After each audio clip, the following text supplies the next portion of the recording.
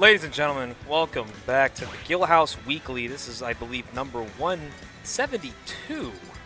A lot of Guildhouse Weeklies for years to come, and every Wednesday night this channel is filled with Smash Ultimate action, and I'm very happy for you guys to be tuning in this early. As we got a set ready for y'all back home, we're going to be getting one of San Jose State's rising stars, Shinynar, who recently placed, actually won the, I believe the San Jose State showcase for the B team. It was kind of like the varsity players weren't allowed to play kind of bracket. So you could kind of consider Shinynar a San Jose State Arcadian champion. And he does it with Kirby, of all characters. Kirby. Okay, we got to talk about Kirby, though, because Kirby at high level, I mean, you've seen JoJo. We all talk about that Icon set. Hey, man, all I'm saying is Kirby can be a dirty, dirty character. But at the local level, he might be a different demon, but his opponent is I would say, what's the word I'm looking for? No stranger to odd matchups. We got Bukan on the other side of things for this set. So Bukan, of course, is a co-main in Rob and Banjo. Kind of don't know where he would go round one, but if he knows he's fighting Kirby, I think the Rob part of his rotation is probably blinking red right now. So he's really trying to get in there, you know what I'm saying? So hopefully we might see the Rob against the Kerbo.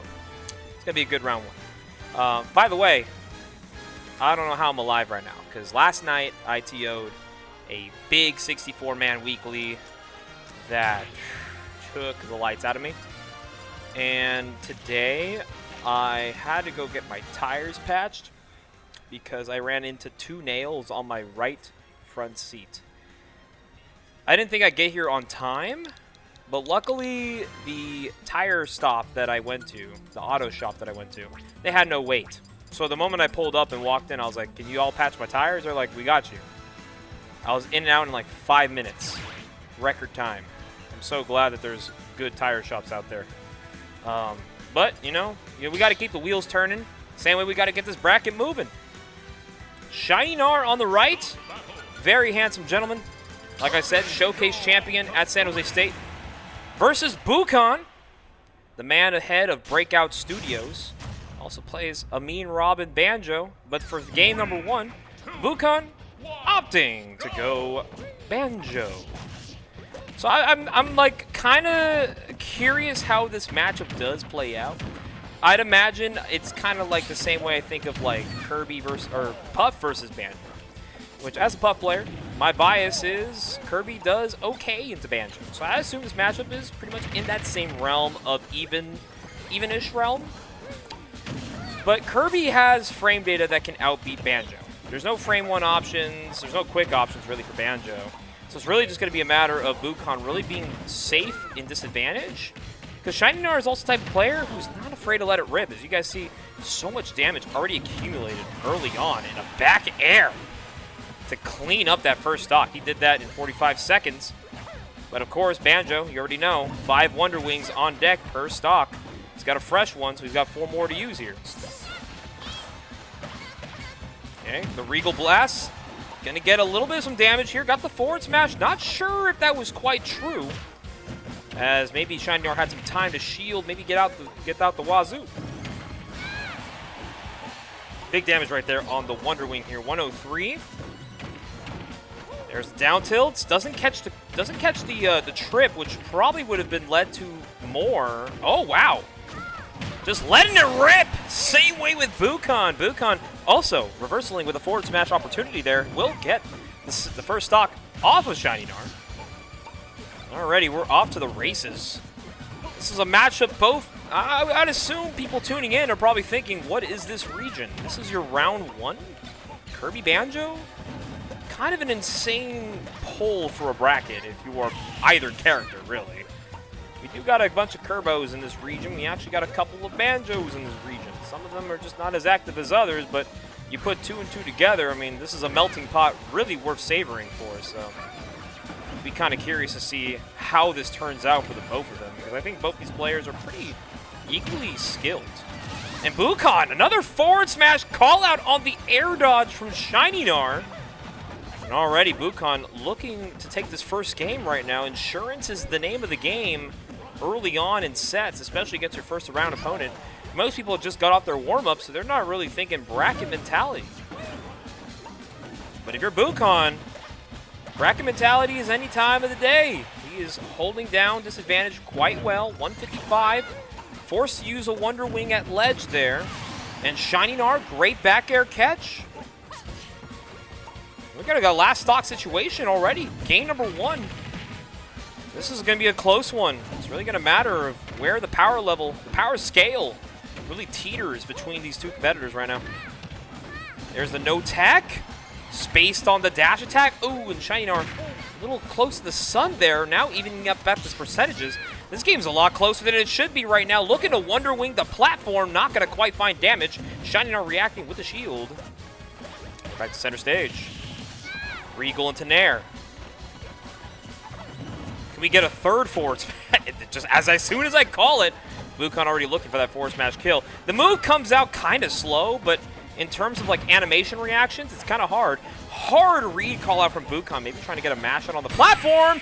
Unfortunately, the Wonder Wing not gonna quite find the stock yet, but boy, that would have been unfortunate if you lost your stock at 70 to Kirby forward smash, which wouldn't be the first. But now this is really close.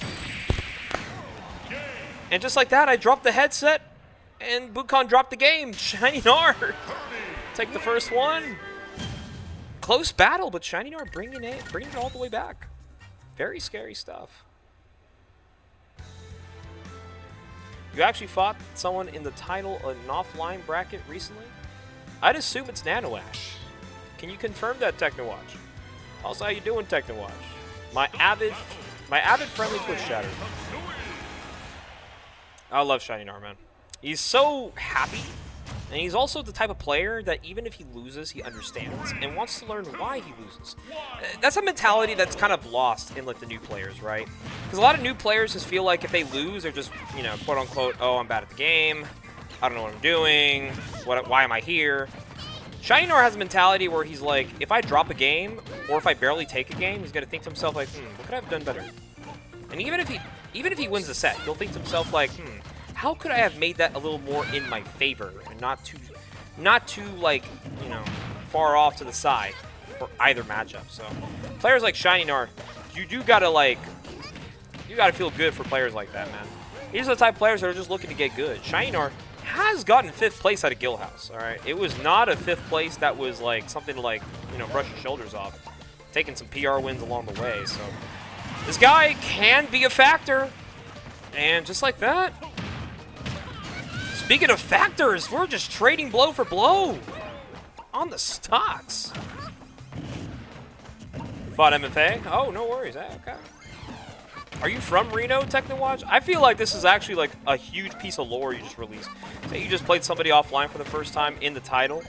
I could be wrong though, because obviously MFA has gone to many brackets in the past. But I wouldn't be surprised if you told me Reno. I don't know. Yeah, you know, I was explaining that actually earlier before the set started. Shining R Showcase Champion. I believed he did it without dropping a set, which in any bracket stance, it doesn't matter how strong the competition is, taking a bracket without dropping a set, gotta feel good. It's definitely something that will feel good in the moment, and it'll feel good in the future. And Shining R still feeling good beyond it all. He is playing hot. And he's going to keep it going. Smashville may have been the choice that Bukan wanted, but small stage means more Kerbo action coming near you in a CQC position. You know Kirby wants to kill.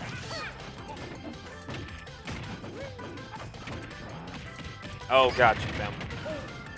Went 0-6. Hey, man, you fought MFA, though, so, like, a very strong player. Can't really bat yourself for losing that. Good spot dodge there from Bukan. Kind of crazy how this game kind of went away from Bukan's favor. Shining R is actually just one straight back air from winning the set. And knowing Shining R, he's going to let it rip, like, right about now. I played against Shining R in brackets before. This kid will spontaneously jump scare you with a forward smash. And I wouldn't be surprised Shining R won the set off the forward smash right here. You guys ready for it? In 3, 2, 1. the set's over. Right about now. Just kidding. Ooh. Is up throw gonna do it?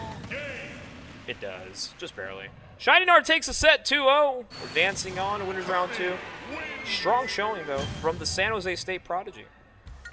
Shout out to Shiny Nar. I've been told too that Shiny Nar before coming to Guildhouses, his only experience in Smash Ultimate was playing games casuals with his brother.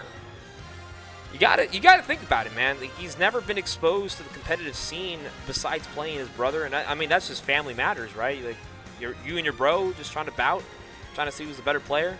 Shiny Nar starts coming out to these really sweaty competitive brackets, and he's making a name for himself. I mean, it's kind of hard not to bat an eye when Shiny Nar is in the building. So, shout out to Shiny Nar, man.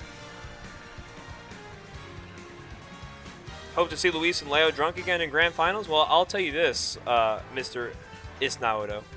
Me, Luis, Leo, Big Boss, and a couple other NorCal fiends have already taken like 2 shots before this bracket. So, if you guys want to drunk grands, listen, we're not too... We got a lot of time until that happens. So, really, really buckle in your seats, fellas. We're in for a long one. Oh, man. Yeah, so fun fact, we actually had a really stacked weekly TO'd by myself. Shout out to me. All right, not going to be about to make this all about me right now. And Leo, Big Boss, Luis, and several PR level players were in attendance. And Grand Finals, Leo did take the tournament, but had to drop a set to Luis. Luis actually getting his first set on Leo since his arrival to NorCal. And a lot of people are going to say, like, oh, but it was the Leo Lucina. Like, you got to take a set off the Leo Joker. I'll be honest with you guys. I think 99% of you back home will never take a game off the MkLeo Lucina. I'm just saying. I'm just saying. Leo's a powerful player. Doesn't matter if you're playing Lucina, Byleth, Aegis, all his pocket characters. His Lucina would wash 99% of the player base. It's not even close. I'm just saying. So, gotta give it up to Luis. He at least took one. You know, it'd be ashamed if he didn't at least get one. Like, let's be real. But oh, this is a set. Ladies and gentlemen, Nanoash in the building. Former PNW Washington PR, Bowser Game & Watch co-main, going up against Reno's strongest piranha plant, Jibus. This is a nutty matchup. What? And crazy enough, this is canonical. Bowser plant? This is canonical. This is Bowser beating up on his army.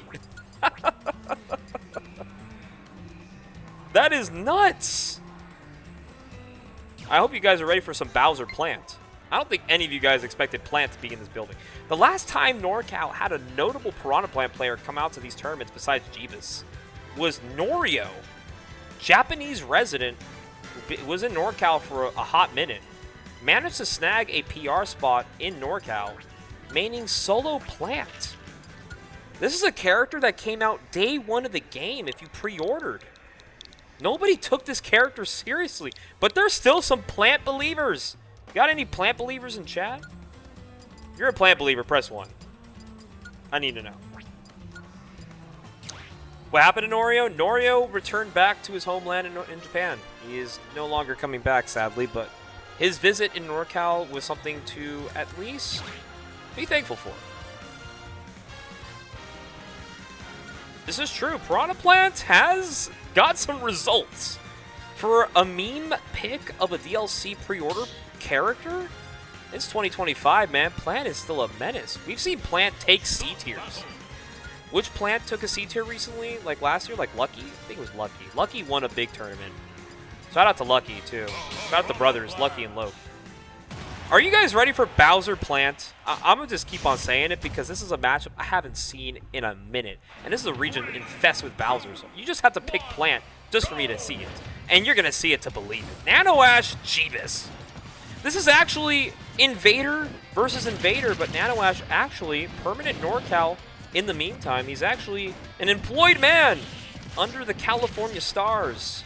So he's going to be hanging out in NorCal for a hot minute. Hopefully it's long enough for him to actually just be considered NorCal at the end of the day. But he's got to get through a strong plant. Jibus, not a player to really, like, you know, brush his shoulders off. He's going to make you learn this matchup one way or another. And I think that's one thing we don't really get to see a lot is players that play niche characters that have crazy setups. Like, just right there.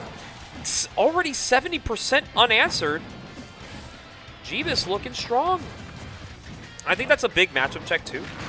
The Patui is going to be an issue, because if you're not ready for Patui, fighting Plant might be abysmal. Let's be real. I think that's like the one thing you really got to worry about with Plant. Patui can mix you up in ways you don't want them to. But it's going to be a matchup Nanoash maybe not too afraid of. I mean, he's going to be running and gunning. Hoping to get the best here. Ooh, really try to wait on an air dodge. Not going to get the back air. That might do it. No, not quite. Plant. Considered a heavy character. I believe number 10 or 9 on the weight scale standings. This character is a super heavy.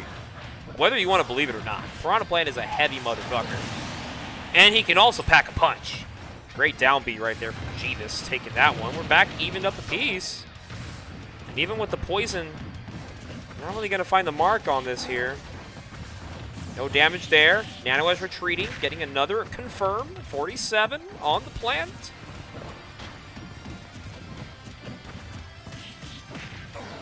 Nice, good stuff there. Oh, and the down air from Jibus! Taking Nanoash for a spin. Bowser dying early. That's a statement you don't get to say very often in this game. Bowser dying before 60%. That's nuts. And Jibus running all over Nanoash. Oh man, this is looking devious. I think Jibus has been more than ready for this match more than anybody else in the building right now. Let's see if Nanoash can at least bring this back to an even-Steven game, but the way Jibus is looking confident right now with this Piranha Plant. I mean, 89%. Yeah, it's going to get some damage. Not going to quite find the kill just yet. 141 might be time. Oh, no. Great landing from Jibus. This could be a stock right here if he calls it out. Unnecessary damage being taken. That forward air has a reach. Nanoash trying to trick him to recover early. Not going to really fall for it. Jibus playing it safe. And that should do it right there. Yep, that's going to be on the platform. See you later. 106, though. I mean, Piranha Plant has ways to kill you in one hit, so this is very scary for Nanoash right now. He's going to have to hope he can get at least some good damage here, and that's exactly what he's applying here. 39%. Watch out for the Patui stall. Oh, try to get a Whirling Fortress. Out in time. Catching the jump. Patui can be active, but not super active. The down smash, no good. Nanoash going for it all. Gets banked off the side of the stage. This could be it. No! Okay, good. Oh, goodness gracious. 167 on this Bowser. You have to be very careful. Piranha Plant can jump scare you in a sec. That Patui might be able to do it. Rising Nair. Not going to find it. Whirling Fortress catching Jibus on the grab.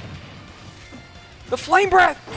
Oh, no! He jumps right on top of Nanoash. Who goes for that?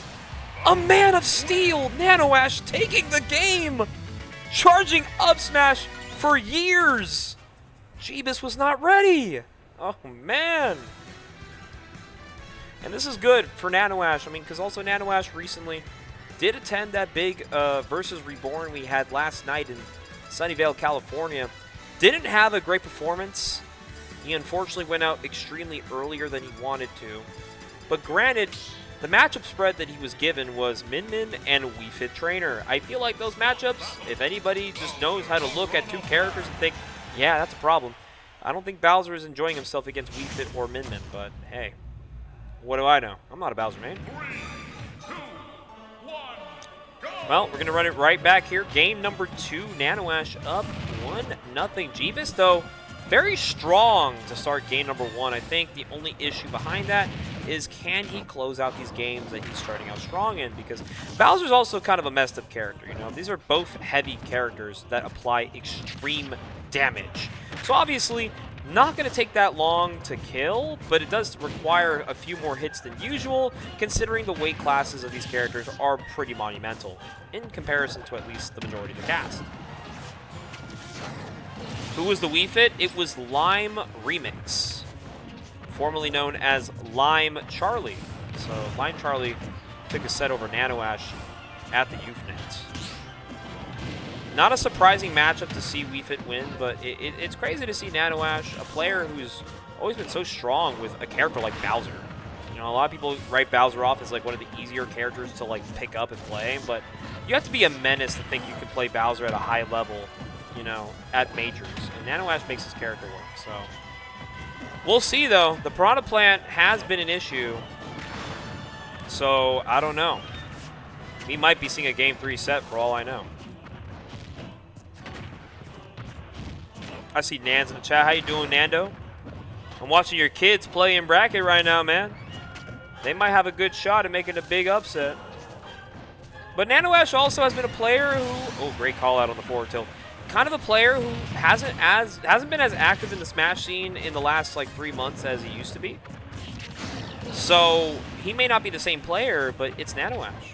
Wouldn't you want to fight somebody as good as Nanoash and say you were able to take one off him? I mean, you can always have a John, you can always have a reason for why one thing went the other, but, you know, it's kind of like, oh, I beat Spargo when he lost an eye, and Cloud wasn't on the character select screen, so he, for some reason, planned it to me. Hey, man, I'll take it. It's on the record. I took a Spargo set. Let's be honest, a lot of you guys back home would also be very happy to get a Spargo win on his, like, I don't know, his villager, I guess. I wonder if Spargo even plays a villager. Alright, this is looking dire, though, for our heroes. Actually, matter of fact, both these characters are villains. Really is no hero involved, just two bad eggs really going at it with each other. And I was waiting for the recovery. Yeah, he's going to find it. Not going to find the stock, though. Not killing Plant. Let's see if Jibus has the means to get in. This is kind of the same situation we were in Game 1. Jibus waits out the spot dodge and finally gets that up smash to connect. We got a game number 3. And we got Reno in the chat. They know their boy is fighting for their life right now. It's also a funny-ass matchup. Reno, talk to me. Have you ever seen Bowser plant, unironically, at your locals? And if you have, how does it usually go? How does it usually go? Yeah, we got some beautiful Reno people in chat. We got Rosario, we got Nance, we got Sue, we got Rena, sorry if I mispronounce it. And speaking of a guy who knows the Reno personnel, we got Alsoda joining me on the mic here. Yo, what's up, guys? This is game number 3. Nanoash, Jibus. Wait, what the heck? Talk to game me. 3? You got to talk to me, though. These are two strong and heavy characters. All right, Jibus. Crazy good plan, honestly. Like, very good plan. Yeah, what's it called? Like, with a character of that low of a tier, like, Jibus makes it happen, dude. Yeah, like, this is actually such a hot set because, first off, this is a matchup you don't see in NorCal anymore. Like, I was talking about Norio, you know, the last plant to do it, really, in this region. I miss Norio.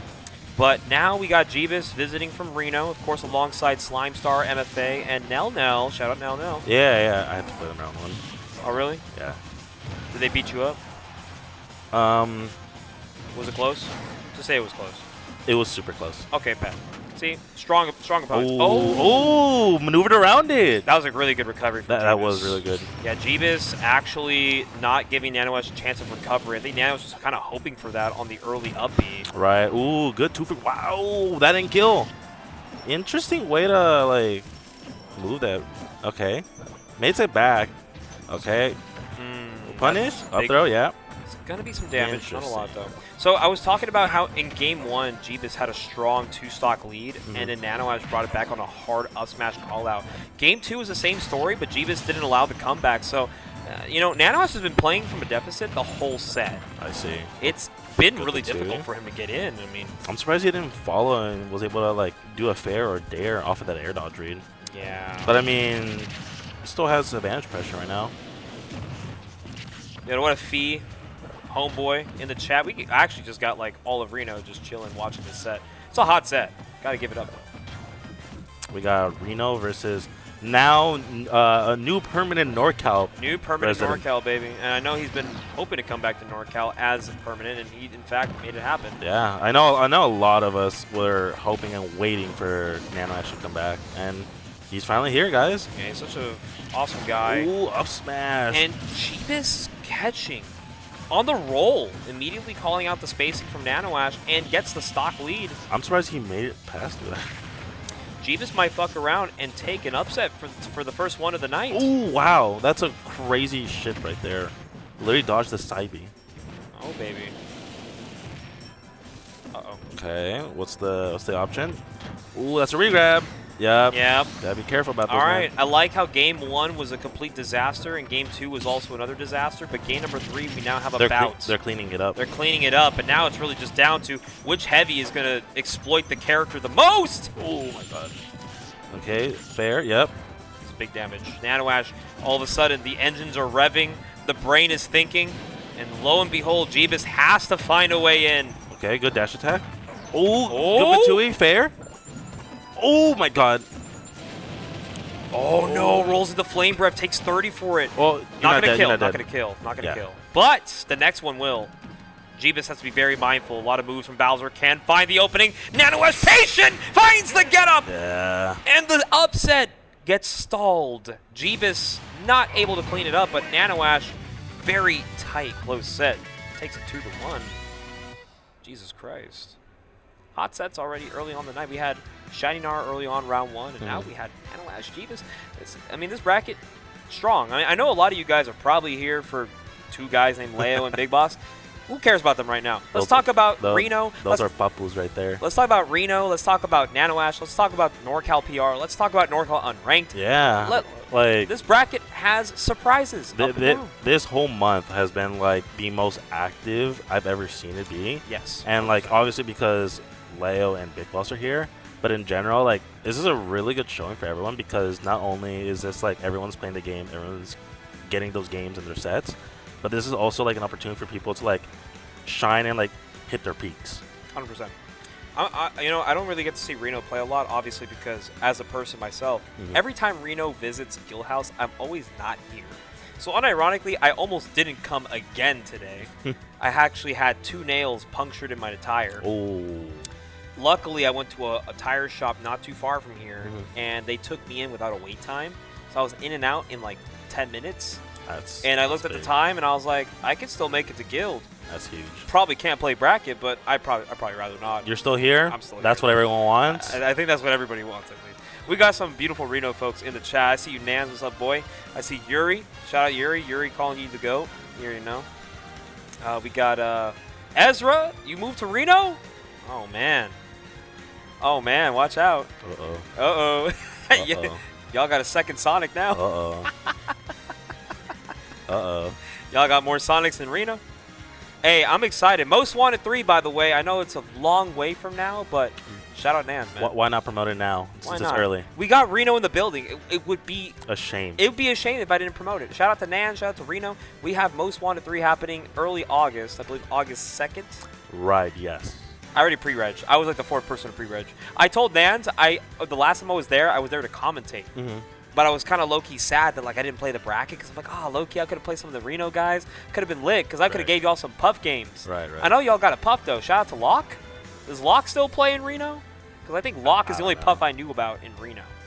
And I was like, I looked up to that kid, and I was like, I need this kid to go big. I need him to go big, man. Get my man some reps. I want to see you shine. Exactly. I want to see some Puffs shine, man. Speaking of shining Puffs, Amok in the building. Hey, he's out here. I mean, he can make it scary for some of those round 1-2 opponents. Oh, definitely. Flashbacks to Genesis Black? Yeah. He actually had a run, 33rd at Genesis Black, taking out Ronnie's ult. And he had another big one, too. Leonitis. Oh, that was the pre-local. Genesis Black. Or, yeah, sure. Yeah. At the pre-local, he beat Leonitis. I don't know why. I still consider the pre-local to be Genesis Black for some reason. Yeah. Nans, all I'm saying is I hope to do better than 2-2. That's for sure. that's all. Hey. As long as I do like better than 2-2, I might be on cloud 9. I ain't gonna lie. Hey, what's better, going 2-2, or knowing the fact that you went to a tournament without losing? You're right. You're absolutely right, bro. I've won brackets before without dropping a set. I could do it again. At Most Wanted over Luis. And the whole crowd laughed. Damn, you got the whole squad laughing. You got the whole squad laughing, bro. Like, hey, good joke, bro. Hey, meanwhile, hey, wake up. Wake up. Right, let's give a little quick update right now on bracket. Yeah, you know, I saw Aura Deadman over Amok. I was just talking about Sephiroth Puff. Yeah, yeah. I like that matchup. Unfortunately, maybe Amok doesn't. Yeah. Other sets, Big Boss over Jepsobomb, Nanoash over Jibus we just saw, Napster over Kill Brand Flakes, Steamy over Slime Star, Luis over Fire, Sawlord over Tetra, Nessboy over Aura Deadman. So basically no upsets. Yet. The only upset we've seen is Aura Deadman over Amok. Amok's in losers round 1, but I think he's going to be okay. And also Death Jammer versus Jepsobomb. And also Lonely Matt took a set. That's GOAT. That is GOAT right there. Best Crom in the world. No way Amok has to play Slime Star in losers round 2. Ooh. Oh, Amok's going 0-2 today. Oh. And he's playing right there. You see him? I see Slime Star and Amok playing right there on your right side, guys. Do you not see these two? Oh, I see. They are locked in. They are locked in. Just pay attention to where Rentix is, and then literally right there on the left. I already know if Amok takes a game, he's going to go, yes, yes. Wait. We have a banger set on stream right now. We have Leonitis versus MFA.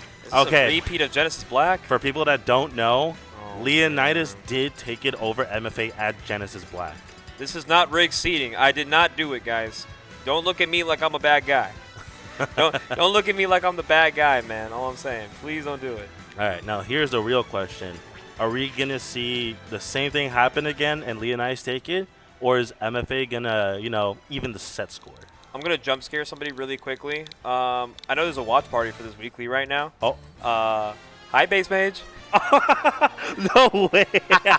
I was looking through the channels. I'm like, hey, I see Base Mage is watching this. Hi, bestie. Hi, Troy. Not just saying the name. Hey, while I'm there, I'm going to do this really quickly. Hold on. Nah. Okay. Anyways. I'm going to drop a sub real quick on the channel. Dude. Shout out Base Mage. All right, I'm going to leave. I'm going to leave you to it, all right? But yeah, this is a run back from that Forsaken Genesis Black, and MFA thinking of Falcon. I heard the Falcon. It could be in fact the Falcon. Wait, hold up. Rentix Skylock. Skylock upsetting Rentix 2-0. And Skylock a chance to play Leo. We're gonna get that on stream next. Skylock, I have taught you everything. Imagine he doesn't go Joker. No! He actually goes like Corrin. I would crash out. Actually, though. No, but, yeah, so. We all know MFA. Yeah. Falcon, Olimar, co-main. Into Leonitis, our NorCal, new class of NorCal PR. He's been PR for a bit Quite some time now. Yeah. It's been like for 2 or 3 seasons, I think, now. He's very good. Like, and I know a lot of people are going to say, like, oh, but Mewtwo's a bad character. Like, come on, guys. Why are we losing Mewtwo? Realistically, you just got to watch Leonitis play. Low-key, Leonitis will make you think Mewtwo is good. Because this guy, like, labs, and I mean labs hours of Mewtwo combos. Yeah. Like, the most unethical combos. The most, like, he theory crafts so much with I mean, he knows what he's doing, right, with his character? Oh, he does. And that's why, like, the fact that he theory crafts this character and does, like, so many unexpected things just shows, like, so much more potential. Like, look at this, dude. Oh, my goodness. Yeah, and granted, why are we throwing stocks away at 0? That is the worst. All right, guys, we are giving charity stocks. Ooh, missed the footstool. You know, this is kind of, it happens, right? You get so in the mode. And he just lets it rip. You get so in the mode, going for the clip, you forget that you're playing a bracket set. So if you lose that... Nah. Oh, what the hell is happening? It's like not even a minute, and Leonitis is on his last stock already. The game might be over. And yeah, okay. Yeah, okay, MFA. He really wanted to end the game in under a minute. I get it. Oh. Okay, Leonitis, if I'm you, I wouldn't let it be you right now. Oh. He's low-key letting it be him. We got to go next, guys. Chat, Chat, we gotta go next. We gotta go next. That game never happened. You didn't see anything. Turn off the stream. Come back in like a minute. Okay. Take a breath. Get a water. All right, guys. We got a hot banger set happening right now. Game 1. That is actually the most Smash Ultimate game of all time. How do you just try to 0-to-death somebody, SD at 0, come back, and then you die early again, man? Also, just want to get another quick update. Lego up to Twan 2-1. The Duck Hunts. We got 2 of them. And one of them had to get a PR win. God damn. Oh, God. All right. Game 1 never happened. I think Leonitis can also recognize that also never happened. And this is also a similar situation from Genesis Black. MFA, I believe, took game number 1 on Leonitis, right? I don't remember. I don't. Oh, great spacing on the recovery. Wow. Wow. Wow. Okay. That's the 0-to-death he was looking for game number 1. Now, don't drop the lead too soon, okay? Just play like your life depends on it. Yeah, because Captain Falcon can kind of do surprising things to people that are not ready for those moments. But Leonitis now recognizing, Shadow okay. Bond to dash attack is just true. Yeah, you just got to kind of slow it down a bit here. That's all I'm saying. Okay, I'll say this for sure. Leonitis throws a lot of nairs, but he does them like so confidently. Yep. Nair 1 knee. That confirms that keep on trucking. The knee of justice. In fact, it is. Not doing Leonitis any justice right now because he may have just dropped that first game. What seemed like it was his, but it's looking quite even. Okay. Okay, nice. I like the weight. I think what Leonitis needs to do right now is because MFA thrives on the pace. Yeah, he thrives on momentum and pace. So if you try to keep up with MFA, he actually gets stronger the more you play against him. So I think if Leonitis really wants to keep this interesting on his end, he's going to have to think about maybe putting the brakes on a little bit here. Oh! Because you can see right now, MFA recognizes, oh, you want to scrap? I'm down to scrap too. Hi-ya. Yeah. MFA is definitely one of those players where he plays with no fear. Not at all. Look at that, dude. We are dashing back and forth and still finding a grab. And we're finding the down air. No, the tail extended the hitbox. On his Andrique shit, he is a dare abuser. Oh, I'm surprised that it wasn't that. Okay, we gotta relax. Send it back. All right, so Leonitis can still take this game. Oh my God, no, please. You are, there's a word for it. I can't quite say it yet. Oh. But that you are one of them, Axel. You gotta relax. Leonitis has a family to come back to after this. Then this is easy. He's got finals. Oh no! The Nair 1 and knee! Not the instant pop-up. And I know MFA is probably really happy to get that because he's like, yeah, that should have happened back in December, October, bud.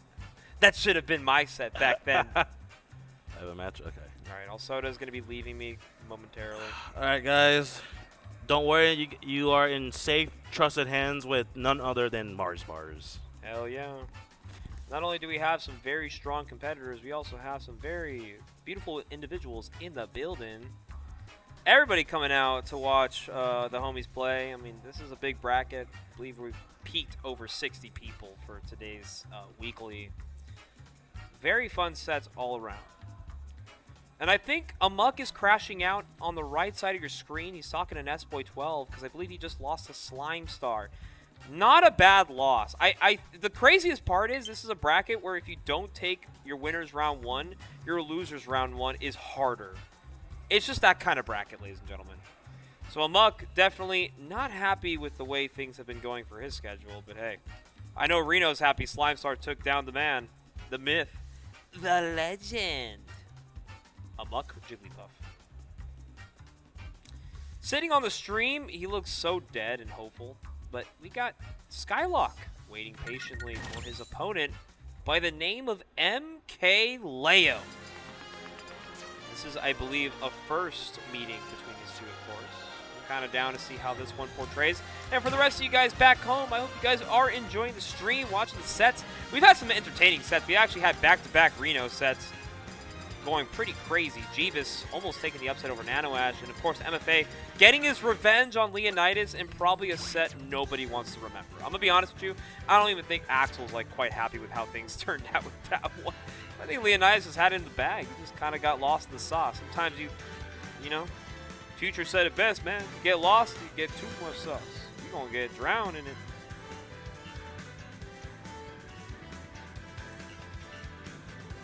Who does Skylock's opponent play? I don't know. This MkLeo guy, we might have accidentally made him the 1 seed tonight.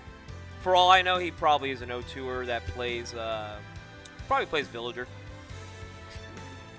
Along those lines. There's MkLeo joining us on the stream here. Getting on the stage. Beautiful people. Got the classic Skylock jacket. Oh, and we got Gus. Gus jump scared. Do not check his tweets from back in October. Leo's like, who the hell is that? Leo's like, there's a white boy on my screen. Hello, help, help.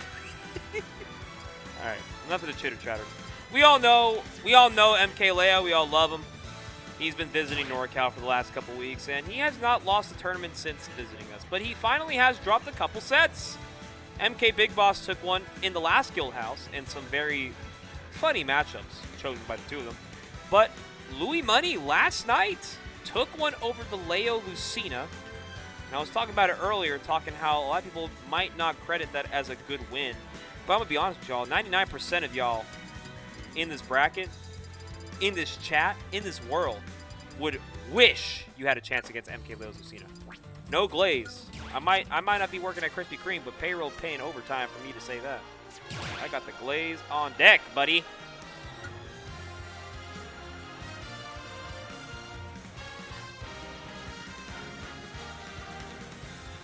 The Leo Lucina is a valid win, okay? That's a Leo character. That's not a Leo like rando. It would have been random if Leo was like playing, you know, the Leo Kirby. Yo. Hey, everybody pulling up. Boy wearing the Eagles jersey. I know they just won the Super Bowl. I'm really happy about that. But somebody's not going to be happy about losing this set. MkLeo versus Skylock. This is a winner's top 16 qualifier. Let's see who's got it. Leo opting to go Joker. And of course, Skylock, the pit main, going Dark Pit in this matchup. Now, I'm sure Leo has had his experiences against pits. I'm sure you guys have seen the sets between him and Zachary. And of course, some very talented pit players who probably came across Leo's way. But, I mean, it's also a matchup that I would say Skylock pretty well practiced it, where his resident Joker main he fights pretty often is Alsoda, resident NorCal PR. So, obviously, comparing NorCal PR to MkLeo might be kind of offensive, but in Skylock's position, it's not really going to matter what the player is. He's just familiar with the matchup, so hopefully he can maybe dial it in. But the Leo aggression coming out strong as hell, my boy. He came up to us and he said, today is a night to try hard. He said, I'm not turning back. I might have a few drinks with the homies, but best believe in bracket, you are getting nothing but the Joker. So I'm excited to see how this one turns out for young Skylock. Missing the drag down confirmed. Dude, it's Bro, it's MkLeo. It doesn't matter. Well, first of all, man, can we have some optimism, man? If you were my boy, Skylock, first of all, the guy who's fighting for his life is you. So technically, if this guy loses, you lost too, buddy. That's 2 L's in one night. Can't have that. You gotta root for the man taking your name. That's all I'm gonna say. I'm in your head. I'm in your head, boy. Hey, all jokes aside, though, first stock going to Leo, though. It's gonna be difficult. No one said beating Leo is gonna be easy. I don't care how good you are in a certain matchup against MkLeo. This guy only loses to the best of the best. And even if you are somebody who isn't necessarily notable in most people's eyes, you got to be good enough to take down what is considered the neutral. And the nice little wobbling there from the Joker up airs. Skylock will take a stock, though. At least he got some fight in him a little bit.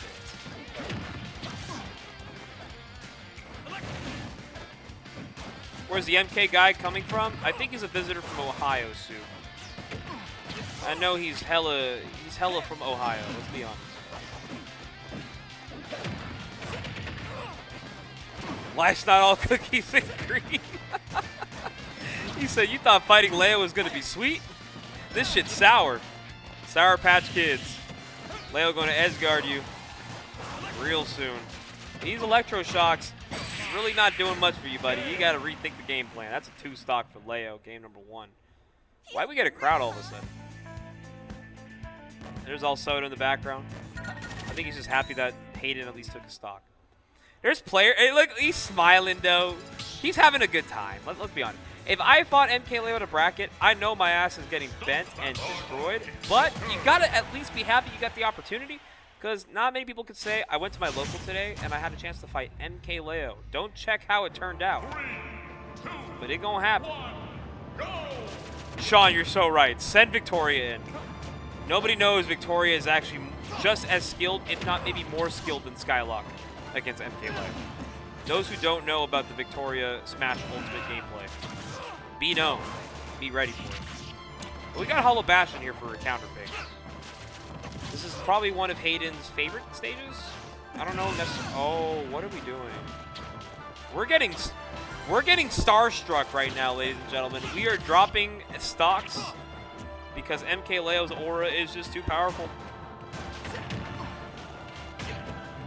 You took one stock game one, all of a sudden you feel a little giddy.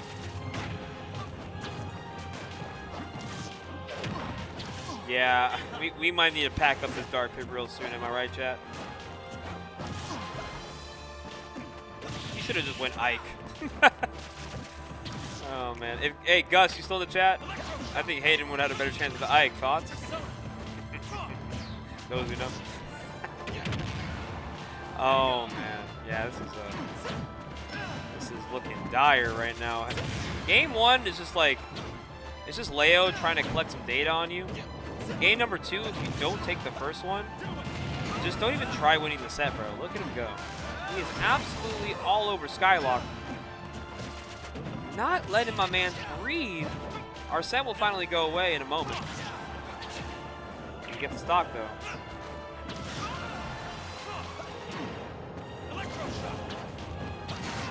Yeah, that back there perfectly placed, reading the get-up attack.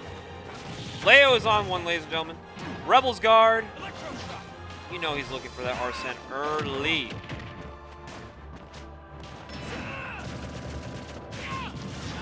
Wow, okay. Rising Nair into the up smash. Gets damaged though, but Leo not really phased.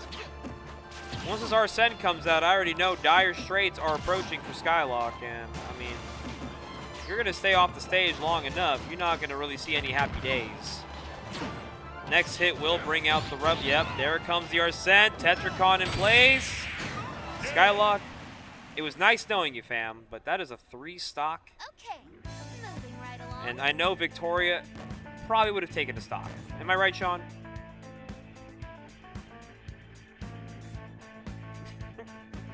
Why is, he looks so hey, man.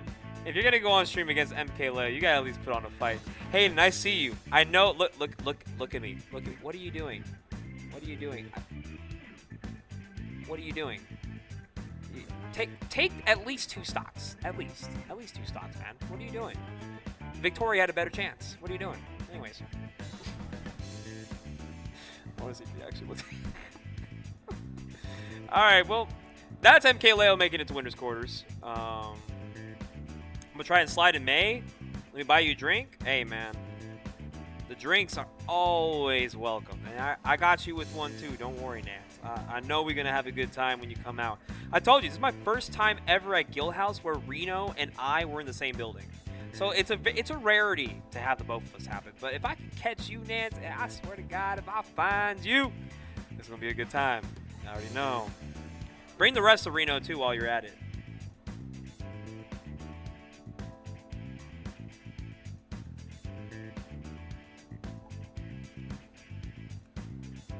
He asked for a... Okay, well... I'll hit you ahead of time, so I'll make sure you're there. I bet. Well, I do hope you guys are appreciating some really solid sets all up and down the board. We have had some very good sets on stream, but we're pushing this winner's bracket pretty fast. We got over 200 people watching Guildhouse Weekly? Guys, relax. I know I'm charming. The Twitter ad is right there. Hey, real quick, production. Let them know. Definitely being a little conceited and narcissistic, but hey, drop the follow. I'm right there. I bet like 90% of this chat doesn't even know who the hell I am, and I'm out here talking like I know shit, bro. We got Big Boss right there talking to Salt Lord and Alsoda.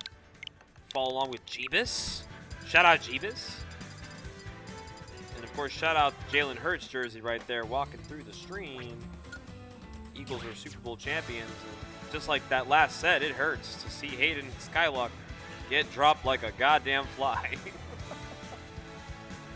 All right, we saw a little bit of MFA early on against Leonitis. Now we're going to be seeing him back against Nessboy, which, if you guys didn't know, another recent run back. MFA was able to take down Nessboy, I believe, in 3-0 fashion. So I think Nessboy would be down to maybe reap the benefits of a revenge in a best of 3. We'll see how this one goes, though. We're going to be getting Olimar Ness. I hope you guys are ready. And you know if MFA pulls out the Olimar Frame 1, he knows he's in for a battle. I mean, we all know MFA, one of the strongest Olimars in the world, obviously. I'm gonna say that. No, and I'm not even trying to be a glazer, bro. Axel in my DMs asking me if he can get into tournaments. He's not in my DMs for anything else. Those Pikmin are deep in Nessboy, making sure he never comes back to stage. God damn! This is Ness Man. I'm sorry.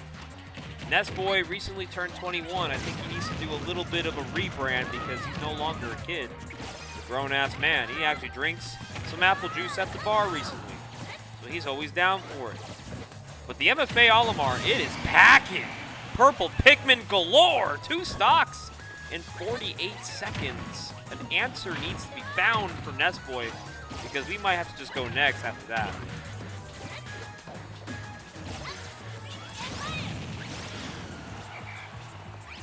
This is all she wrote pretty much at this point. Does find an up smash, catching MFA being a little egregious with the fastball recovery. But this is a very tough deficit to come back from, especially when Olimar is playing like this. Yeah, we might have to go next. Very quick games from MFA. He's cheesing too, bro. He knows he's got it like that.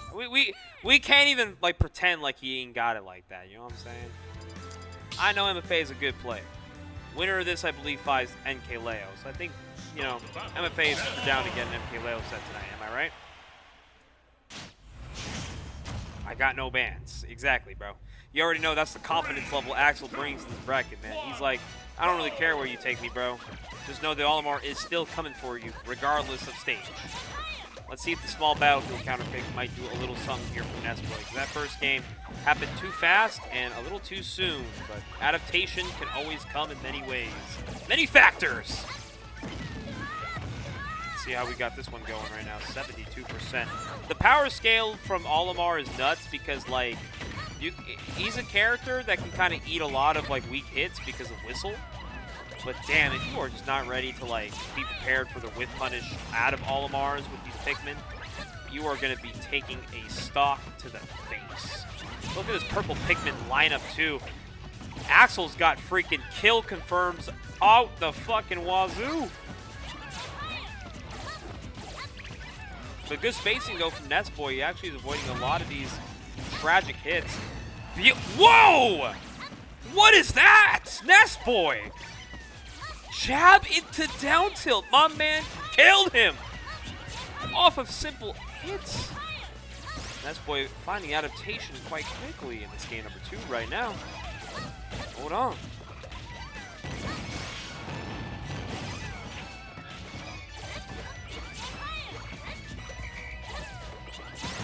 Ooh, okay, hold on. Yeah, that's a strong hit right there. MFA going to finally find that first stock. Here we go. Nessboy being a little more on the evasive side. Oh, big damage on your way. Oh, okay. Decisive DI away. Good idea. Not going to take more damage. This is a very competitive game right now all of a sudden. Nessboy waking up and he said, you know, he remembers. Okay, here we go. Dash attack. Gonna eat through a lot of Pikmin. Nair at a disadvantage. Gonna get some damage. But the damage multipliers with these Pikmin are nasty, bro.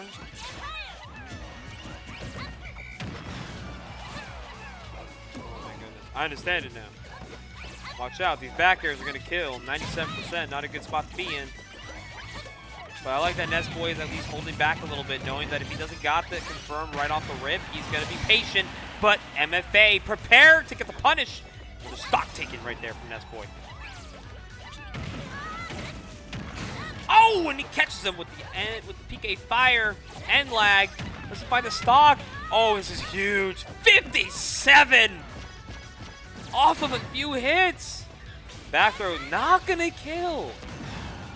My goodness.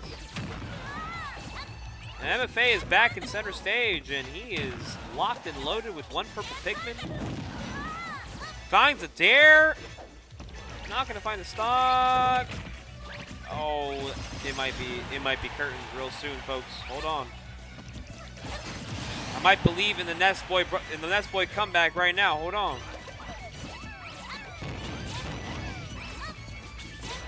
Purple Pikmin and blue, all in the building. Damage is being applied. Nessboy avoiding a lot of the anti-airs that's being thrown out by Olimar. MFA's got him off the stage. What's the option? Bank off the... No way! Oh my goodness, I was scared. Obviously, Olimar recovers from that distance, but that was a little scary, man. He air dodged and missed the ledge. Oh my goodness. That back air will clean it up, though. And that's a 2-0 for MFA. He's going to winner semis. You got Jibus and Nell in the background supporting the boy, being able to keep it pushing. Hey, I see you, MFA. You got it like that, man. What's the status quo looking like? I mean, when you got a player like Slimestar in your region, it's kind of hard not to say you know what that matchup looked like. You know what I'm saying? So let's talk about this bracket, though. We've been talking a lot about like people and upsets from early on today. Let me read you off a couple of some upsets that have been happening in Winners Round 3. Winners Round 3 upsets, we got absolutely none. Everybody playing based on their what's it called? Playing based on their seed. But in losers, we got Skylock versus Slimestar. That's a top 16 qualifier. Banger alert. Saltlord in losers against Shinynar, who we saw on stream earlier. Shinynar took out Toblerone. That's a rivalry in the making. Kirby Yoshi. You better not sleep on that matchup. Tetrahedron playing a top 16 qualifier against Akko.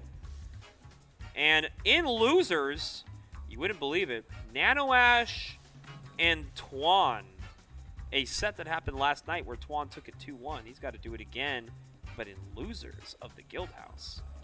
Kind of some nutty shit, not gonna lie.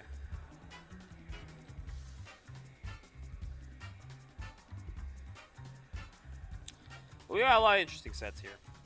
At least in winners semis, though. We're going to be getting even some more bangers. So, on the side, we got Luis and Napster playing in winners quarters. We all know and love that matchup. Let's talk about the one we got on stream right now, though. We got Shrewdick.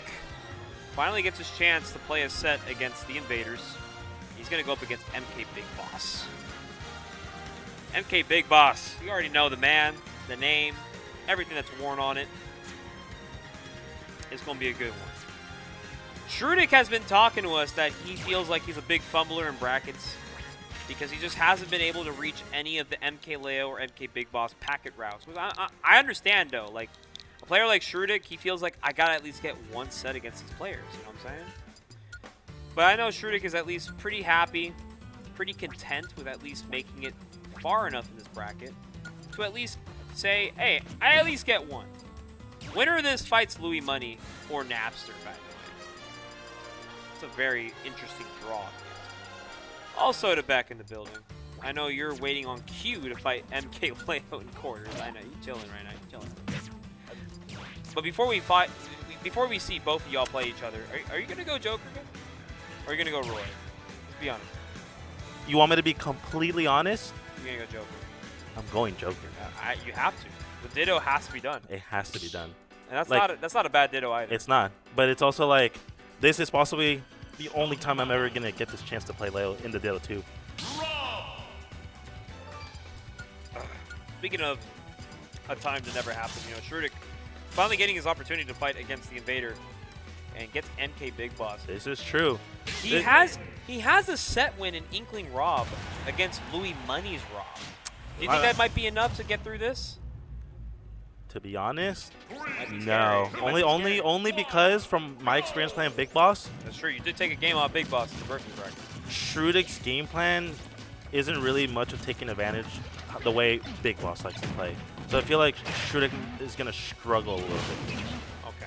Well, this game one's gonna be a little bit of like a download and understanding of players, because like everybody knows how to fight Rob, but every Rob plays, I guess, quote unquote, differently. This is true. So Big Boss, who is definitely one of the top reps of this character in the world, is going to be demonstrating to Shrewdick what it's like to play against a Rob that knows all. You know? But Shrewdick, very renowned in this matchup in practice. So Ooh, good DI. Yeah, I'd assume this is going to be a good set. I think if anyone, Shrewdick is very happy to get an opportunity to fight Big Boss, because a lot of people have said they have their opportunities to take it, and a lot of people have been close, but nobody besides Louis Money and MkLeo have been able to take this man down in the last 2 weeks. Wait, I just realized Shrewdick's in-game tag. His SoCal PR ranking. If you guys don't know what 6.1 means, that's his ranking in SoCal, because for those who don't know, we got a NorCal PR that hasn't been released to the public yet, but it'd be a really funny number to see what Shrewdick gets on that one, am I right? We'll see. Anyways, Shrewdick has a slight lead on Big Boss. Let's talk about it. He does. It's not a substantial lead, but Big damage. okay. Hold up. Wait a minute. Ooh. Wait, I'm liking what I'm seeing out of Shrewdick right now. Okay, so here's the thing that Shrewdick has struggled in the past, and we talked about it, right, in public. Shrewdick struggles with determining whether or not using a certain amount of energy in bracket is necessary to beat an opponent. And that's a very vital thing in bracket, because you could be fighting your round one. It could be somebody who's just like underseeded. Yeah, so what? But if you want to prove to be the better player, you got to know how much you got to exert in order to take the dub. And sometimes finding out too late is like, you know, CN, no all kind of moment.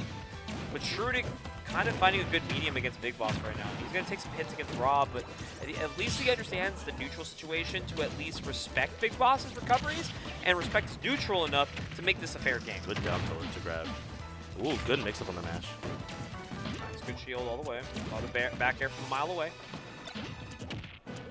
Up there? Is that a stock? It is? Really? Ooh, Okay. yeah. Shrewdick with a stock lead here. Now, the thing you got to look for when you're up on somebody, no matter who your opponent is, how much insurance can you get before you lose something? This is true. And In this case, you're not getting anything. But it's okay, because now you're playing a fresh stock. It's really up to the who is going to be able to take advantage of this moment. Oh boy, I love playing my favorite game. Guess how to DI Rob up there. Let's go gambling. Ah, dang it. Oh, Ooh. oh, he missed the ledge. If he got ledge, he had at least one more in him to like keep it going. Okay, shoot splatter onto the gyro. Not really trying to interact with Big Boss in the quite slightest right now. I know it doesn't really look like it, but this is Rob favored. I mean, is it Oh, hold up. When is it never Rob favored? Am I right? Oh, Wait, hold up. is that it? He Good should match. just let it rip. I think I would have let the Booyah rip, even if it's not Oh, the right 100%. Even if it doesn't kill. It sets you up for a better possession. Like, you gotta take what's given, right? You can't be greedy. And now you gotta play pretty much the last hit situation with Rob. It's actually really fucked up right now. He's not dying off it. Oh, no. I stand There was corrected. literally only one way he could have lost that, and that was bad DI. And it just had to happen. That's an unfortunate way to go out, I'm not gonna lie. He had everything in his hands, and just like the worst direction took him out. Like that shouldn't happen. Okay, now here's the very important thing for Shrewdick. Do not let that break your mental going to game 2. Yes. No, you're very valid on that.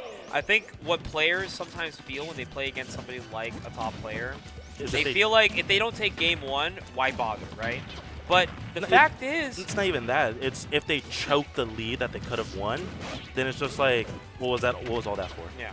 But luckily for Shrewdick's case, it was game 1. This is true. So he has one more chance to prove that he can still keep this competitive. And it's been competitive. Like, that was last hit. It was. Anybody could have taken that game. So, I mean, to Shrewdick's credit, he's been playing pretty well, but Big Boss unfortunately got all... No way! Oh, good mash. What a mash. We got an up tilt up air off of that anyways. But yeah, you got to take advantage of the last hit situation you're given because... Not! You won't see yourself get disintegrated by Inkling up smash. Costazard right there. By the way, these are 2 SoCal ranked players. Let's talk about it. Oh, this is true. We got 1 point. We 1.1 versus 6.1. The difference is 5, and by 5 I mean Shrewdick needs 5 more stocks to take the set, and he might be able to get one right here. Hold on, let him talk. He's speaking nicely. Oh wait, I actually just started to realize the strat that he's trying to do. He's running off stage, doing his up B. So anytime Rob is trying to recover, he's wasting his gas. I just picked up on that. Yeah, that's a good way for Rob to exert all of the resources in recovery because people don't realize Rob needs gas to recover. It's limited. So if you're able to keep Rob off stage, even if it's not to kill, just keeping them to use up their utility is already enough to force them to make a bad decision in disadvantage. And then it allows Shrewdick to pretty much do this. Take a lead. But now it's a matter of how long can you take this lead because he's playing really well. But you can't get ahead of yourself. You have to treat every stock, every interaction as if you guys are close. Every time. I don't care if I'm 3-stocking my opponent. My opponent is MkLeo in my mind. That's Yeah, you're not looking at that. Alright. But 126 is superb insurance. Not only that, oh, And he gets a stock off the up he smash. just lets it rip. Sometimes you gotta play a little ratchet, am I right? Like, top players are looking for players to beat them in pretty much the fundamental balance of neutral. It's definitely like the #1 advice. Obviously, everyone gives you anytime you play a top player. Don't give them any respect. Really treat him like they're a normal player, and that's what Shrewdick's doing right now. He's treating him like he's a normal player. This is actually just the Louis Money Rob on a given day. Hold on. Oh, but Shrewdick's getting a little bit impatient.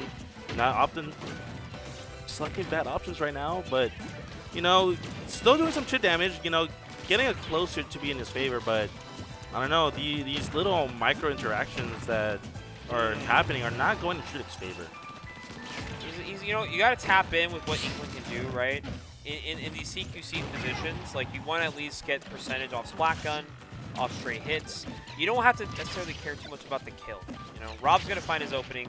Oh, wow. Wow, got away with it. I think he was just a little bit too slow to it. Okay. Okay, good nair from Big Boss. Oh, And this he did sniped. nothing. But And now here's the scary part. Rob with gyro at 0.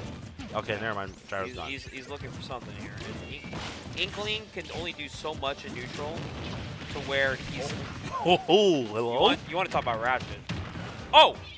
Okay, okay. good job. Big Boss didn't like do anything for that interaction. Just let it happen, you know. Never tech in place against the Inkling roller. Or just get up and tech at the right time. Ooh. Good low profile. Shrewdick! Hold on! We're getting really close to that window. I think like a few more hits here. Oh, I'm pretty sure Booyah on Plat is Booyah on Plat will kill. I'm pretty sure at this percent will kill. Oh, but you're off stage against Gyro. Nice. Oh, okay. This is Booyah percent. This is Booyah percent. No. Goes for roller. Is that it? It is. Oh no. Shrewdick just had to panic air dodge. It's unfortunate, but yeah. I get the panic off in there. Just if he didn't do it though, it definitely would have been a very different situation. Yeah, and you know, you got to give it up to Shrewdick though. He was playing that set very well. Got him down to last stock both games. He did, and it just sucks because it came down to just like one bad option. Yeah. But that's gonna happen, right? Because you don't expect things to like always be in your favor against players like that. So you're probably thinking in that moment, like, am I dreaming? Is this okay? Is this good? Right. Fuck it. Shrewdick said, I'm gonna air dodge. He's not gonna catch this, and Oh boy. now you're getting to play on stream against another Mexican. I can say it because I'm also Hispanic to the blood, motherfucker. I am wholeheartedly Hispanic, brother. Ellos no saben que yo puedo practicar un poquito de español. Para todos que están viendo este torneo, you already know, Guildhouse, man. We were doing have a great time. Yeah, you can't be mad at Shrewdick. I think anybody who thought Shrewdick didn't play well in that set, you guys are blind. Okay, everybody always talks about looking at the numbers, looking at the set, like, oh, you got 2-0, though, who cares? And I make it as a joke, too, as a TO, because, like, I've actually had players come up to me and be like, oh, it was 2-0, but it was close. I'm like, okay, but it was a 2-0, though. It doesn't matter, though. I watched that set happen. I think Shrewdick played phenomenally. Unfortunately, it was one bad decision cost him every game. And it's going to happen. Sometimes it's just going to happen.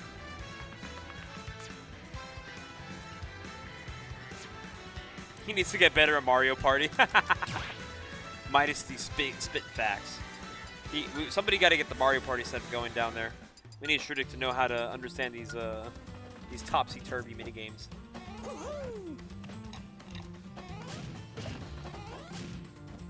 Also, chat, refill. I need a refill.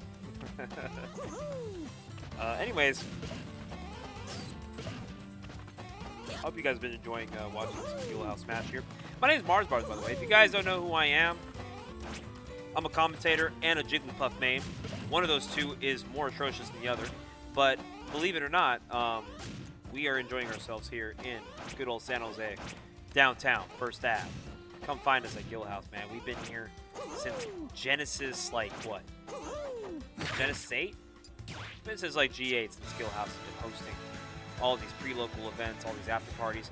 And not to mention, they host a hell of an events regardless outside of Smash. FGC, FPS, all that type of thing. PvP, you name it, we bring it. That's all I know. Are those Rebels free for you? Unfortunately, they're not for my consumption, but they're there. Shout out to Red Bull, by the way, proud sponsor here for Guildhouse. But at the same time, I just enjoy being here. I didn't play bracket today because I didn't think I'd make it on time. Oh, look how cute that was. You just caught it in the moment. Pavlik, Hayden, Alex, all taking a photo with MkLeo. At the end of the day, man, MkLeo is a man we can all look up to, even just beyond Smash. My man is actually such a nice personality to talk with. MkLeo is actually one of the funnest guys to be around. So not only is he really good at this game, he happens to be really good at just being the people's champ. You know what I'm saying?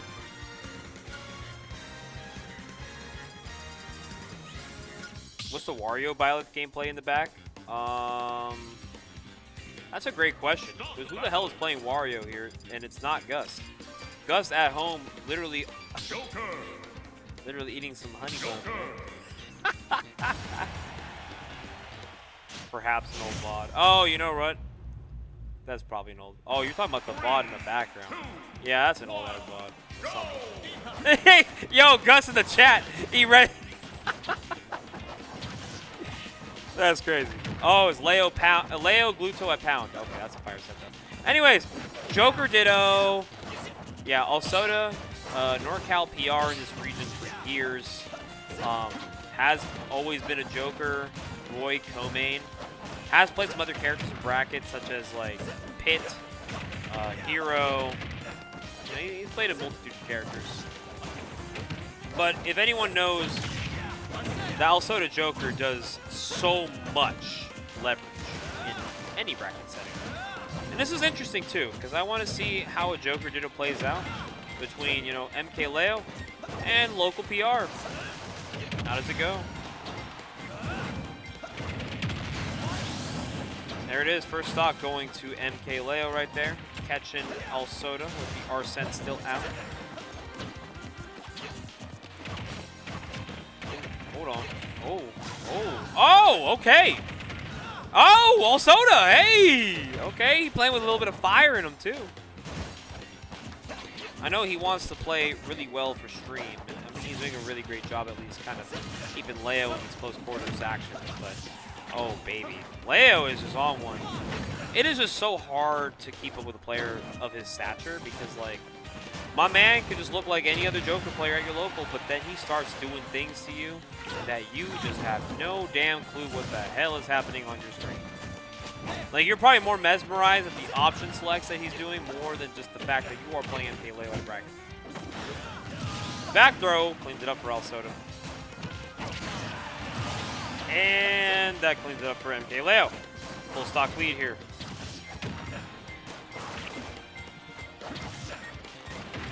Get up tag on the down tilt. Gets a drag down grab. Some good damage. Oh my goodness. Alsoda looking to get the full tech chase. Unfortunately can't get much. Arsene back on board here for Leo. Both Jokers, matter of fact, pulling out their Arsene. And those who know about Persona, it's like two people playing Persona 5 for the first time, pulling out the worst Persona you can find. Wow, an air dodge catch from Alsoda. Finds the stock. When we're last stock situation, game number 1. This is best of 3, ladies and gentlemen. Unfortunately, somebody is going to go down 2-0 or 2-1, but MkLeo looking to clean up after himself. Not trying to give Alsoda a chance. What is a conversion? Great tech. Good catch on the read. Arsene is back here for MkLeo. Now you got to be very careful about how you get about it, because you can get your hits. But remember, can't really kill MkLeo unless you have Arsene. Oh, got the read he needed. And that's a stock and a game for MkLeo.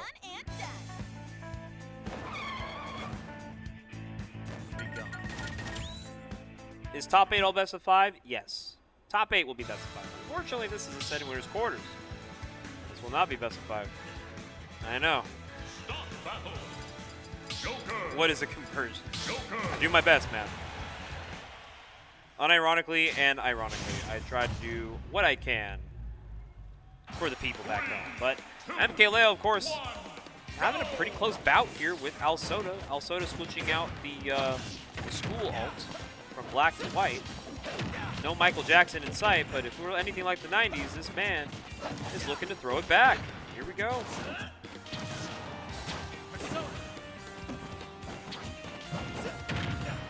Arsene back in play here for MkLeo. This is a neutral that needs to be respected, though, because doing anything against Arsene, especially like MkLeo, he's going to look to rack it up. But Alsoda will also return the favor, bringing his own Arsene into gameplay. Might see you, pretend you didn't hear anything. Back to center.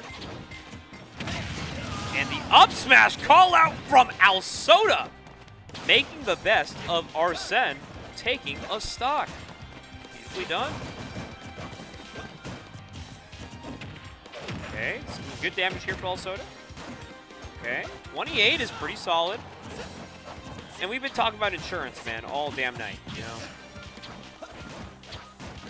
Insurance is an important factor in holding a lead, because you never really know how precious a lead is until you lose it, right?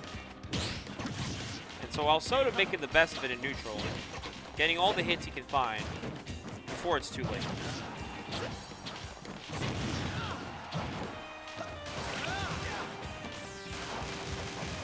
Oh, and the Arsene comes out, but it doesn't give Alsoda time to really react to it.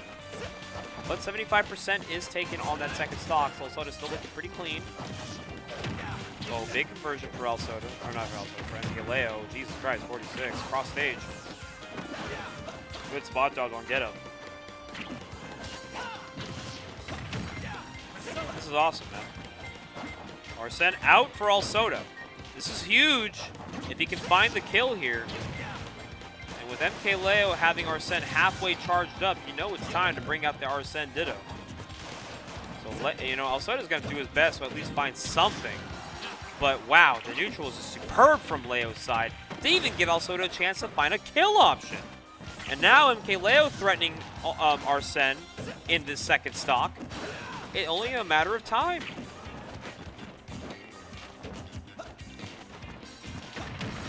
I think the strongest thing that Joker players can do when they don't have Arsene, great ledge trump from Alsoda. The greatest thing you could do is be able to, I guess, take advantage of how aggressive an opponent is. And if you're ready to punish it with Rebel's Guard, you might take the hits, but who cares about getting hit? It's a game where you're going to have to get hit in order to win, right?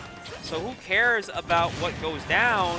You need to know what's going to go up for you, and that is an Arsene meter at low percent. Alsoda looking pretty good, though, in this game number 2.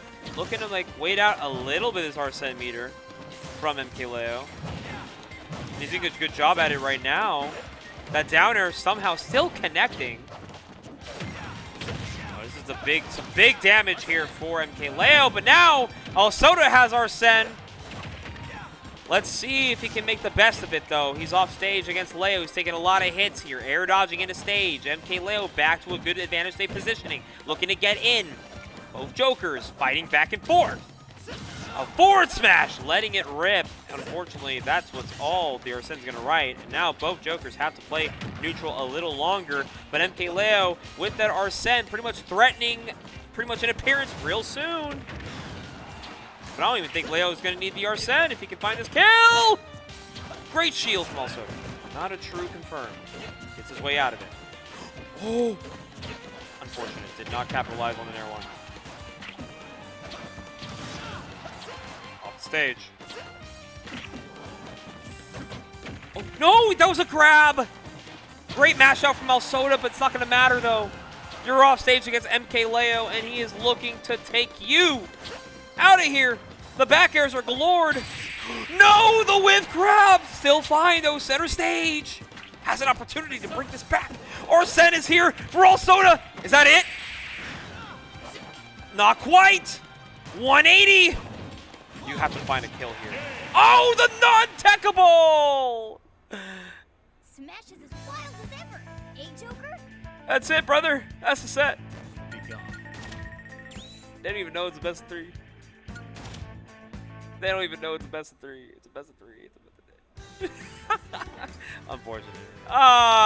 Hey, but that was a great set, though. I'll give it. Hey, Shrewdick, Big Boss, Alsoda, Leo. 2 NorCal PRs going up against the big MK guys, and they put on a fight. Very good stuff. And I'm very happy to see that set go down, but damn.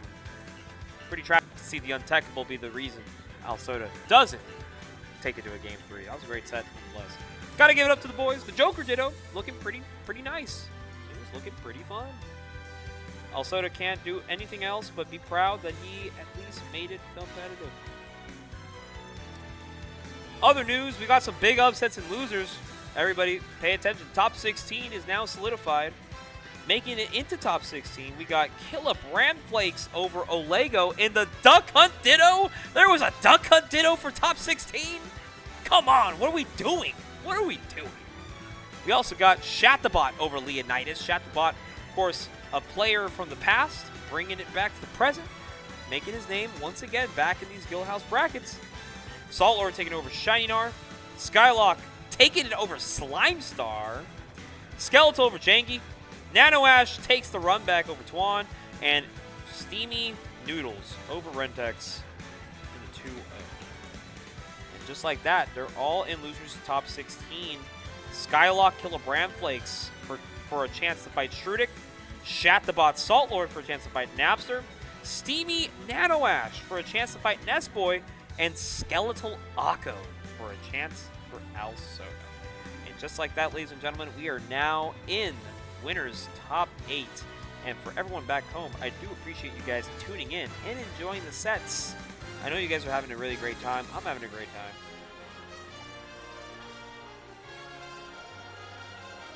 Two-minute ad. Should have subscribed. By the way, if you have an Amazon Prime and have yet to use it, but you're enjoying a lot of the locals that are happening here at Guildhouse, outside of Ultimate, we got Melee, Street Fighter, and all the good stuff, you can at least subscribe with an Amazon Prime and at least become ad-free for the next 30 days. And Alsoda returning back was a pretty good set. I got, the untechable is the worst way to go, but, it was a pretty good set. Dude, I don't care if I lost. I'm just so happy I played. Dude, oh my god, dude, you don't understand. It's like a childhood dream you were right there. Literally. You know, it's crazy because I also made that true for somebody too. North Bay Yoshi Amethyst told me that I happened to seed him around before Leo. Had to make an upset in bracket to make the Leo set, and he told me I really need to lock in because MkLeo is the reason I'm playing Smash Ultimate today. So if I don't get a chance to fight him in bracket while he's here, I'm gonna be really sad. And him and his North Bay carpool came down here on a 2-hour plus carpool drive, and he said if I don't get this Leo set, I'm going to be really sad. And he made it happen. Yeah, the result of it, according to him, he said I was too I was so lost that I was fighting MkLeo at a bracket to even care that I was getting bodied. But he's like, I made it happen. Yeah. Sometimes that's all it takes. People realizing that MkLeo is also just a guy who might be at your local, might be at a tournament. You might happen to play him in bracket, but when you get that opportunity, remember that is one of the GOATs. That is former #1, guys. That is one of the #1 players in Ultimate, and he was been #1 in this game for a pretty good minute. I want to say like 2-3 years. Yeah. So, I mean, the guy is really good, regardless. Speaking of really good, we've had a lot of crazy sets already. Whoa. I'm just taking a look right now at my Twitter handler. Who is Alsoda? Alsoda? Minnesota! All right, well, this is a set we are definitely very familiar with. We got Louis Money, or sorry, you got Papu Louis versus Papu Big Boss. Dude, Big Bouse, by the way. Big Bouse. Big Bow Money Big Bow Money. versus Papu Money. Cha-ching. We're making money rain on them. This is now officially their 9th set in the last 3 weeks. Jesus Christ. What the hell? Actually, scratch that. Yeah, 2 weeks, actually. Luis and Big Boss have fought 8 sets. Set record being 6-2 in Luis's favor. Could you imagine, though, like, these motherfuckers just have to play each other every fucking week? I bet they're tired of it already. I'm tired of it, too. At this point, man, make Luis the 4 seed. Let's make it interesting. Let's give Leo Big Boss at least. Let's have that happen, you know what I'm saying? So we got Luis Sexel versus Big Bow Money. Big Bouse. Big Bouse. Big Bouse. Big Bow Money. And, man, it's all about the dollar sign, man. Both these Louis players, Money Echo. Both these players know how to make their money, but their sets have always been very close. But it's crazy to see that Luis has had the advantage in these last hit games. Big Boss, of course, came into this tournament saying, I want to lock in against Luis so hard, so I need an opportunity to make it happen. Let's see who's going to take first blood, dude. Best of 5, by the way. Yeah, center stage right now. I feel like if there's anybody in this building that has had enough of Palu Rob, it's definitely these two. But I think the experience is going to go a long ways, especially when these two come out to Level Up Expo, which is a tournament, if you guys haven't already known, it's happening next weekend. Good tech. Level Up Expo is happening next weekend, and it's rapidly approaching. We were talking about Level Up Expo since the fall of last year, and now it's only like 10 days away. It's true. Kind of nuts. It's in 1 week. So close. Oh! The explosive flame catch on the air dodge. Louis Money having a little bit of some understanding of. And that's it. But at least we're seeing some habits getting exploited really well for Luis. Because first of all, who the hell is calling out an air dodge Away. away from the from the ledge and getting caught by an explosive flame? That's a nutty. Oh wow, that still lingers. Yeah. Well, this is game 1, by the way. So both these guys are definitely reserving their artilleries for later on this set. But if Luis is already exploiting the air dodge away with explosive flame, we don't know what kind of other bag of tricks these players can kind of have in store for them as we proceed forward. It's a magic show. It really is. And Big Boss right now looking. Oh, great tomahawk back air that killed. That's going to be it. They are. You're so right, Midas T. They definitely play like they've had 9 sets in the last 2. They are tired of each other. Me personally, I'd be tired of fighting. Imagine you go to your locals and you got to fight 2 sets against the same guy every week. At this point, bro, we should just like skip the local, play friendlies, and just call it a night. Like, come on, man. But Big Boss, never really in NorCal like that. Oh. So you might as well. Favorite game? Does he do it? Yes, he won. You might as well enjoy the Big Boss sets while you can, Luis, because for all you know, you may not be able to see this guy in a bracket route for the next year. So hey, probably longer. Yeah. Take it while you can. Oh, okay. Do these count for the local PR? Absolutely. Why wouldn't they? They have to count for local PR. It's a qualified bracket. as a pot, and it has players like Louis Money taking the first game. For Big Yikes! That Boss. Trump back air killed. Michael Sheen asking Alex Sodapop, when will the PR drop? I'll plead the bit. That's what you're gonna say right before you leave. I effing hate that. Yeah, I mean, so we kind of did the calculation. Big Boss and Leo will, in fact, attend next week's Guildhouse, which will be their last NorCal local. So if you guys are in NorCal and you guys haven't been able to come out to Guildhouse this whole month while Leo and Big Boss have been around, next week is your last chance. That's all I'm saying. And after next Wednesday, they will be definitely traveling out to Vegas for Level Up Expo. So all I'm saying is, assuming all 4 Guildhouses are in fact played this month, Big Boss and MkLeo have also attended a C tier in Berkeley, and also my humble local last night, which is just enough events to qualify for the local PR. But I'm sure we have ways of arranging players like Leo and Big Boss coming to your region and qualifying for your PR. So, with that being said, stay tuned, because I think they've done more than enough to prove that they're going to probably be somewhere on that list.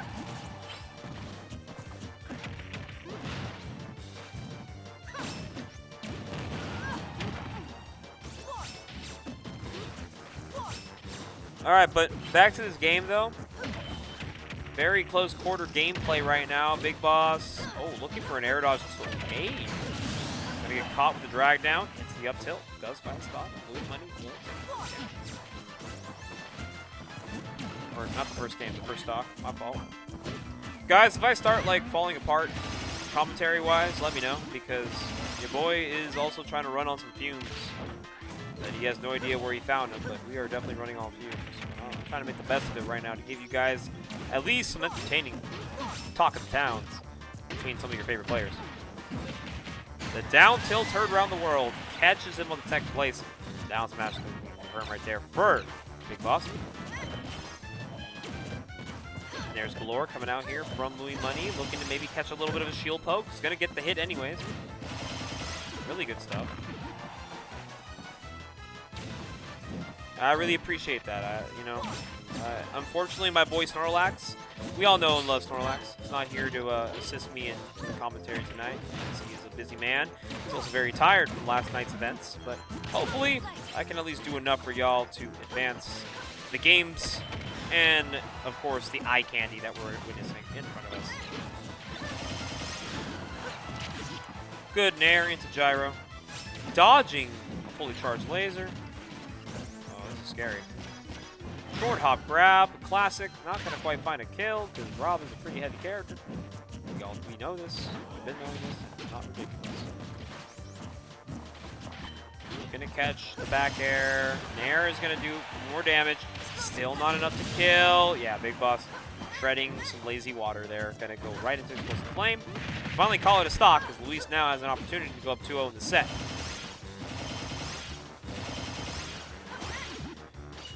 You know what, Monty? I agree. We actually do have some food here at the Guildhouse, so, not saying it's necessary, but, it would be really funny if, like, I had a sandwich served to me while I'm commentating. That's all I'm saying, man. Like, it's a lot to ask for right now, but it'd be really funny if that happened. Okay, good matchup from Luis. Not going to quite fall victim to the Rob shenanigans. Unfortunately, you're going to fall into the Rob shenanigans once more. Gets out of the bank. Not going to find it. Round, really avoiding a lot of gyros. Great DI from Luis. Not losing the Mario Party minigame.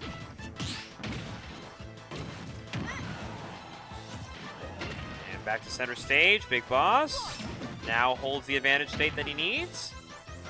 Catches the ledge hang for too long with down tilt. Not much to suffice from it as now... Oh! The teleport! We are playing Portal. Louis Money. Dancing with the stars. Dancing from one platform, the ledge, to the stock. It's a 2-0 lead now for Louis.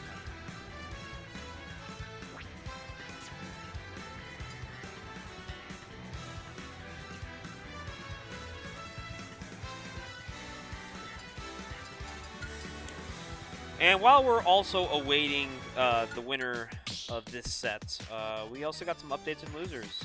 Killer Bramflakes over Skylock, 2-1. Now he's fighting Shrewdick for a chance to top 8 losers. Salt Lord over Shattabot, Steamy over Nanoash, and Skeletal over Akko. So your losers top 8 qualifiers are Shrewdick, Killer Bramflakes, Napster Salt Lord, Nessboy Steamy, and Alsoda Skeletal. Just another day in the office for NorCal. And then you throw in Killer Bramflakes. So shout out to him. He's actually been doing a hot job in the last few months recording a project for NorCal Smash. But he's still got time to pull out the duck hunt and absolutely farm people. And the craziest part is he actually has a live dog in the venue. I think you guys might be thinking I'm lying, but a duck hunt player has a legit dog with a duck plush, and he's walking around the venue with it. And believe me, that dog is a cute little thing. But nothing cute about fighting duck hunt in bracket. All love to kill the Bramflakes. I'm just saying, the character can be a menace. Alright, back to the gameplay. Game number 3, we're on Battlefield once more. The down tilts once again, all the way. Not gonna quite catch him on the down air. We gotta do something. If KBF ever gets like a live duck, that would actually be playing the bit way too well. What a catch from Louis Money. Good up air read, just catching the bit of Rob in the air in the sky. If he doesn't have a duck with him, not impressed. You know, you're right, man. It's just funny that he does in fact have a dog with him at all times. And actually, fun fact about Killer Bramflakes' dog, he actually picked up the dog while we were up in Oregon for Eugene Bound. Shout out to Eugene Bound, by the way. Shout out to Diego. Shout out to all the Oregonians, or however, or what the correct term is to call Oregon residents. But he picked up a dog in Oregon and brought it back to Cali. And I'm gonna tell you, that dog is a cutie. I wish he came upstairs to like show the dog, honestly. I think you guys would also be mesmerized by how cool and cute the dog is too. But there's nothing cute about having to play the Rob minigame with up air, because Big Boss making Luis guess his landings way more than Luis needs to have to deal with. Fast fall fair. Not enough to kill, but it does in fact do some damage. Good tech from Big Boss. Oh, the spacing from that rising up air from ledge. Who goes for shit like that? Gets the back air, caught the whip grab. And as Louis Money and Big Boss have talked about earlier, we are try-harding. We are giving each other our best, regardless of the stats.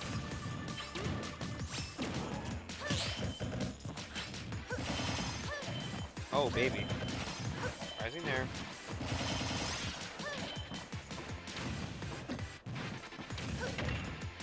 Oh, down tilt? Nice. Gets ledge. Not going to hit by another down tilt.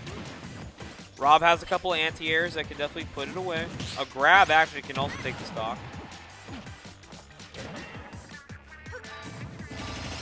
Oh, big hits. Oh. At least he's playing this really well right now.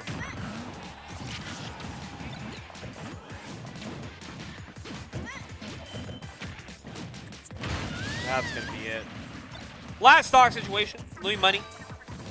A chance to take a 3-0 over Big Boss, which I think in their 8 sets previous played, I don't think either player has... Actually, no, I'm just kidding. Big Boss has actually beaten Luis in 3-0 fashion before. But let's not talk about how Luis was feeling that night. But it's happened before, but let's see if Luis can maybe return the favor here with a 3-0 of his own.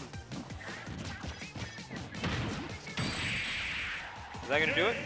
In fact, is enough. Louis Money takes it 3-0 over Big Boss.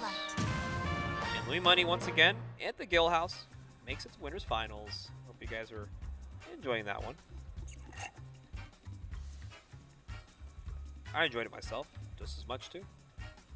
I've been holding it down here for a long time. My name is Mars Bars, local commentator for NorCal. If you haven't heard of me locally, I hope you guys have heard my commentary at tournaments such as Genesis and regionals such as Eugene Bound, Daddy's Den, and Most Wanted.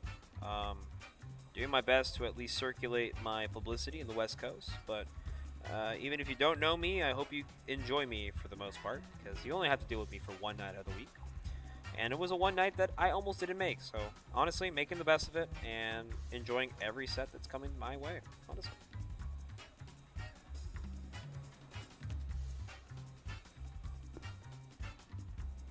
Do you commentate any tournaments out of your state? I mean, so far, I've done commentary for Nevada, Oregon, and Washington.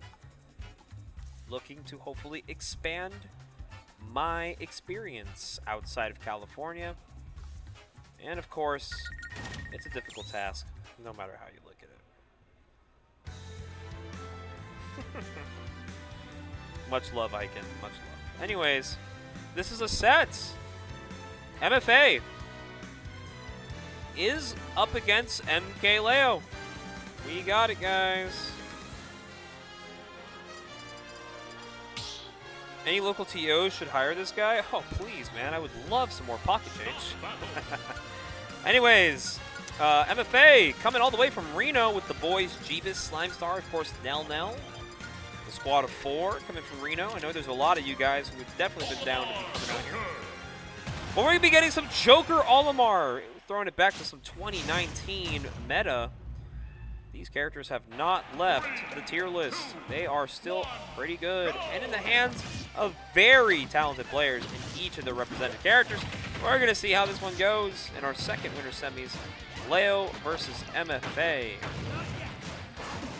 Excited to see how this one comes out. Lifetime, if you want to hear about it, these two actually have some history. And would you believe it, the set record is actually 0-0. I was kidding. You thought they had a set record. This is the first time MkLeo and MFA have ever met in a bracket setting ever. And I mean ever. You know how many times these two players have been in the same building over the last 6 years? Hello? This is only their first meeting? Well, I'm glad MFA came out, because this is a once-in-a-lifetime opportunity to make something happen. Let's see, though. Oh, the down air! The fire Pikmin off a fire select does find the stock. It is low-key insane. I think most people don't realize, like, how long Leo has been in the game. And, like, there's so many good players, so many top reps that have just never, ever gotten a chance to fight Leo at any point in his career. And MFA finally getting to scratch that one off his bucket list. And I know that's exactly what he wanted to come out for here tonight. And luckily, he has that opportunity. And I know all of Reno and a lot of MFA's fans are looking forward to see if he can maybe keep up with Leo. Leo is a menace. And this Arsene is also racking up the damage way too damn fast. Right now, MFA trying to play at a distance here. Good bear off the electricity. More hits for hits. Not going to read the 2-frame on the dare. Try to whistle back. No tech. This could actually be bad news for MFA. Let's see.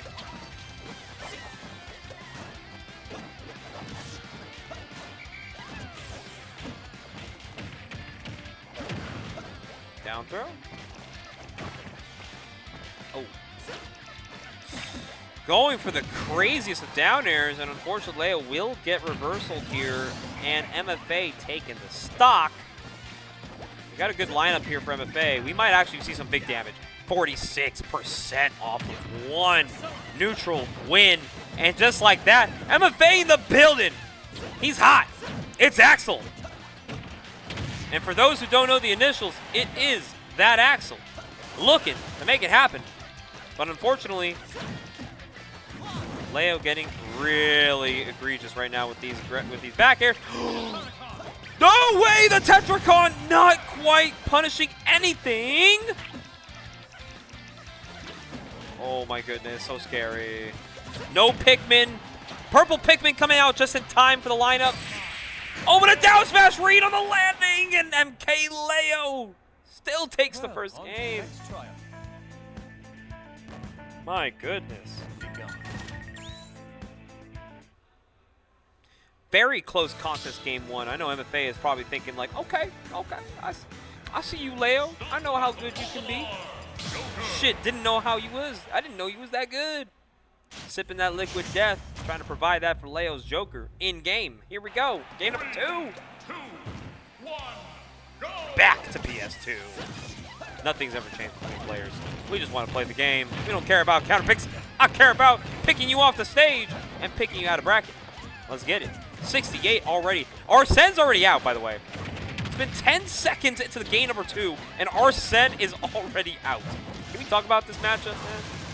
Like, sure, Allmark pack a punch, but shit, it's going to help Joker bring it right back to the receiver. There'll be a lot of percentage racking up and a back air to clean up that first stock. 30 seconds in, we are playing aggressive Smash Ultimate.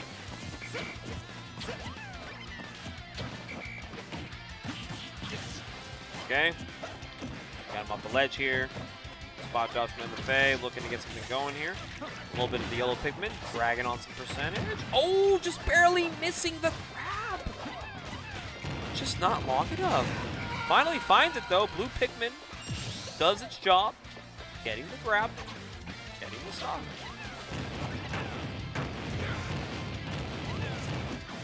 Oh my goodness, this matchup just seems so unfair for Olimar because even when they make the right decisions, Joker could just kind of get Arsene really quickly. Look at him go. Okay, I'm not trying to read the tech chase there. Doesn't get anything. He's gonna nair one to bear. MFA is gonna eat that second stock goodbye, and with Arsene still out just a little longer for MkLeo, 30% to add on with that Arsene. Let's see what MFA can find here. Now that the Arsene is gone, at least for a moment, we all know Arsene can come back really freaking fast in this matchup. I mean, look at this, man. The meter was at 0 like 5 seconds ago. We are now already going to be witnessing an Arsene in the next hit. But a wait from MFA! Waits out the Rebels Guard release. And the purple Pikmin picks up the stock.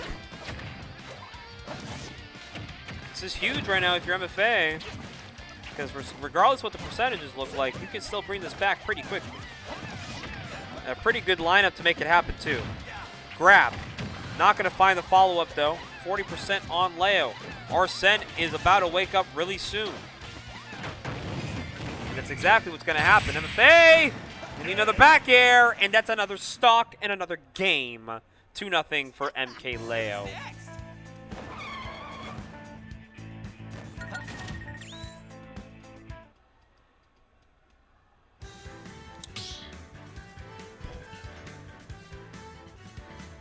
I mean, we talk about it though, but like, you guys want to see the Meta Knight so bad, but like, Leo is really trying to own in on the Joker today. He's really trying to give y'all something to work with. So, if I may be honest, we're not seeing no Meta Knight tonight. I mean, I don't know how many drinks at the bar tonight is going to allow MkLeo to maybe think about pulling out Meta Knight for later on tonight, but we've already made it this far in bracket. We might as well just like call it for what I see. You know? A couple hits here and there. Down gun. Oh my goodness, try to get the mix up on the recovery. Not going to quite find it though. Down throw. Back air. Scary stuff. Nice. Good back air there from MkLeo. Arsene once again coming back to the depths. A lot of shield damage. But MFA returning the favor here. Back air from MkLeo seals the deal on that first stock. You know, this is definitely gameplay I was expecting, though, from both players. Really aggressive, early percent combos, really capitalizing on anything that they can find in stray neutral. But when it comes down to these last hit situations, like, Leo just finds a call-out that you just don't expect most people to go for. Leo called out MFA's landing on a down smash game number 1. Game number 2 was able to clean it up with some simple back air walling. Now this game, I mean, who knows? MFA could, in fact, still put one on the board here. Because the way he's been playing this Olimar has been pretty found and pretty strong. It's just really hard to deal with a character that literally levels up the more you hit him. So it's like a double-edged sword. You have to live with this matchup. And now MFA down to his final stock of the set, potentially. Is already seeing the true strength of MkLeo in the big 25.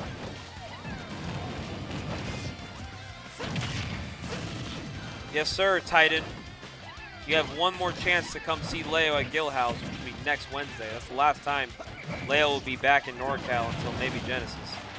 So if you don't get your opportunities now, lo and behold, your fate.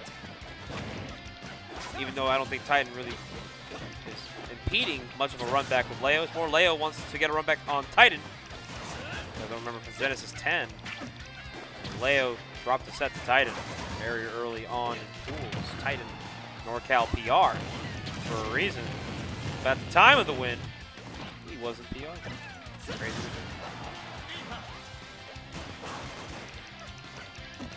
What's not crazy to think is Leo cleaning up this set really soon. That back air might as well put it to sleep. But a very valiant effort from MFA, but a 3-0 for MkLeo, inevitable in the way he's been playing tonight. He will also be moving on to winners finals.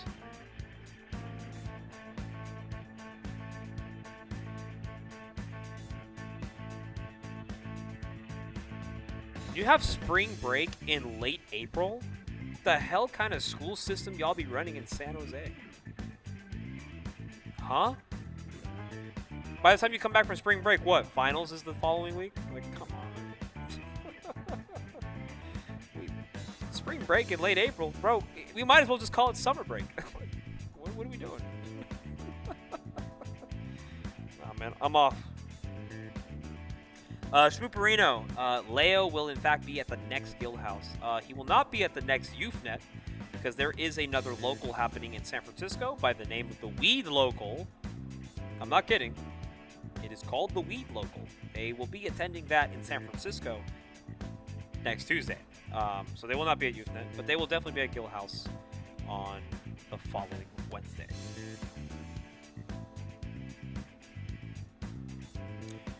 Some updates for you guys in the losers bracket. Shrewdick taking it over Killer Bramflakes, and Napster over Salt Lord. So we got Shrewdick, Napster in top 8 losers, the best of 5 set.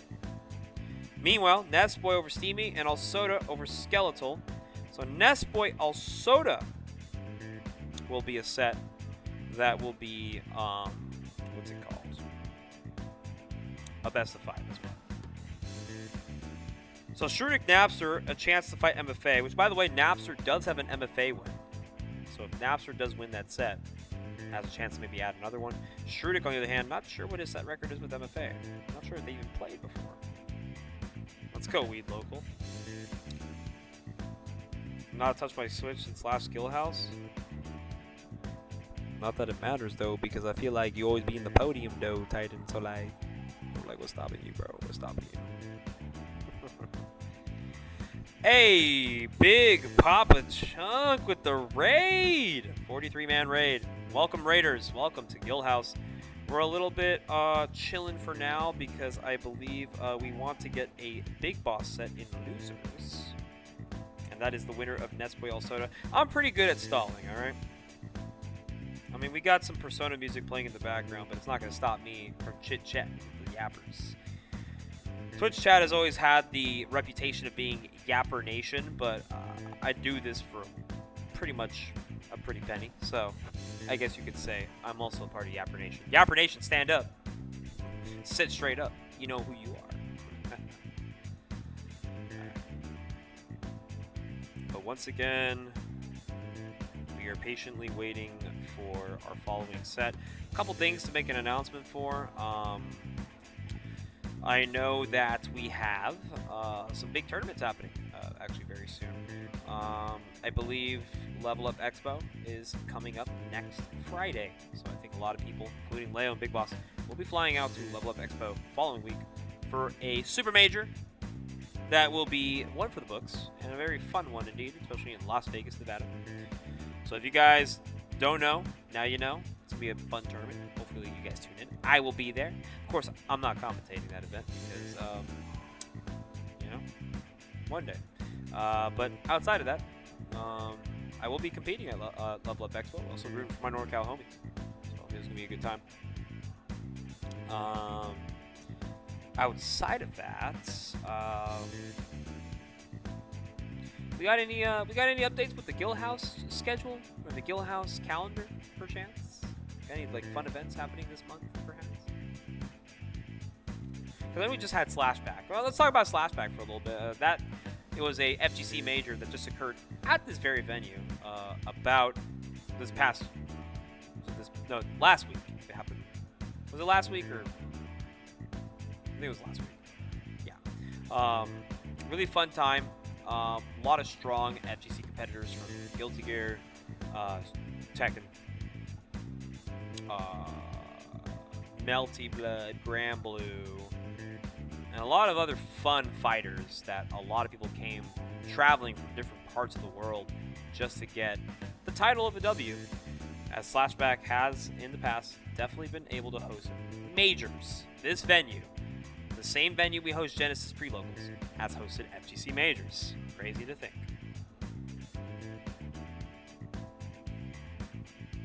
You trying to add a pop bonus to the Guildhouse Weekly? Really now? I see Killer Bramflakes and Olego, the two duck hunts in this bracket.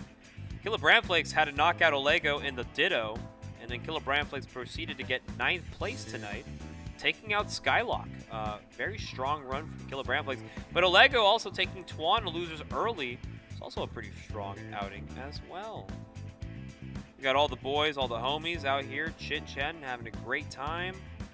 Really enjoying how the sets have been flowing.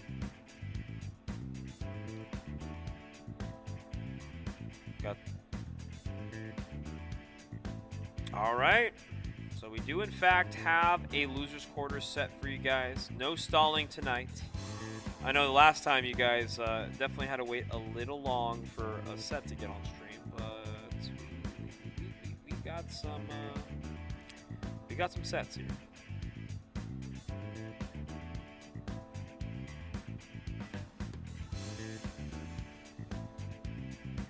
And while we've been stalling, I had somebody earlier talking about, like, oh, you guys are stalling right now? Like, can we play some Smash Ultimate? Can we please get some Smash Ultimate? And of course, me, with a lovely spirit, decided to bust out in song, as I was letting people know.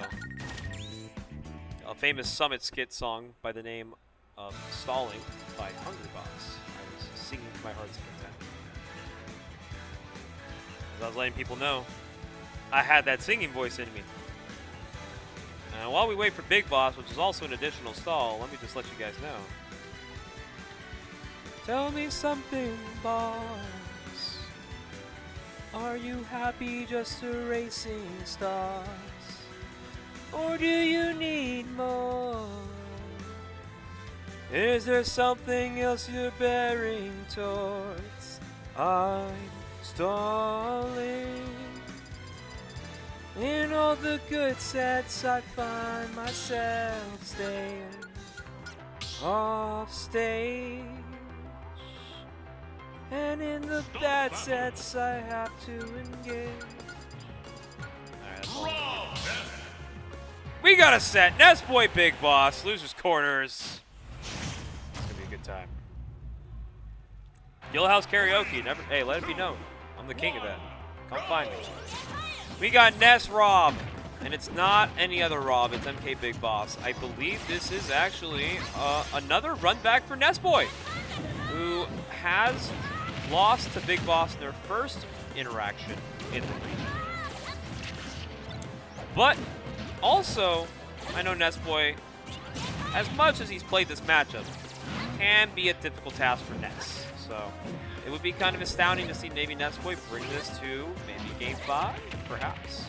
But don't want to really, jinx too much, because Big Boss already running the gun, looking strong. Look at this damage. Not a lot of people talk about Ness down tilt being a move of all time because it just applies damage at a rapid pace and allows Nessboy to find kills on Rob at 100.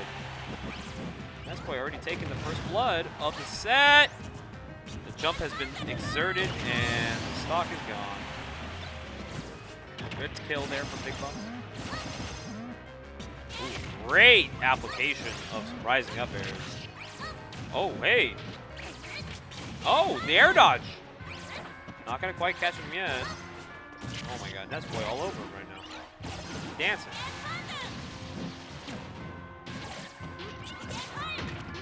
Down tilts. Spot dive. Nice.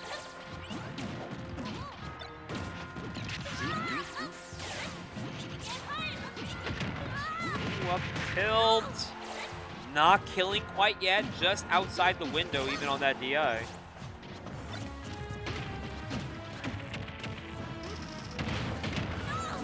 It's an up tilt into an up air. That is a stock for MkBigBoss right there.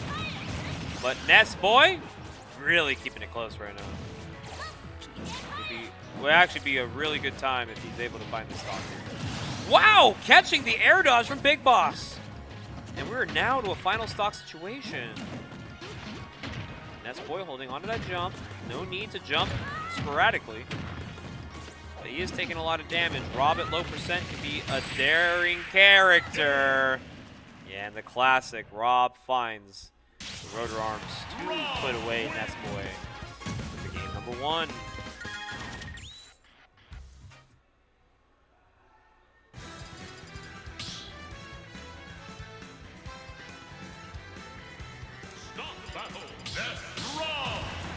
You can only do so much for Nessboy, right? He's doing what he can to keep up with Big Boss, but right now, he's dialed in. That game 1 was a good test of some virtue. Maybe to see what he can do in store for game number 2. Smashville left open here for game number 2, which is a beautiful stage if you're Nessboy because he can kill you in matter of seconds. Absolute nuke of a stock from Nessboy. Takes an early lead, but Big Boss gonna look to bring this back really quickly. Nice. Reactions on Nessboy to maybe catch Big Boss with the thunder. Oh, and the early get up on rotor arms. It's gonna be a stock. Great stall on the recovery, but Big Boss is just ready. Great catch with the gyro. And it's not going to matter, though. Finds the up smash to take the stock. Oh. Nice.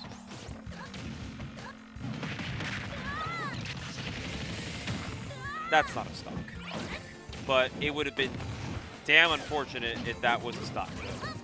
A lot of damage, though, for Big Boss. Nessboy making it back safely.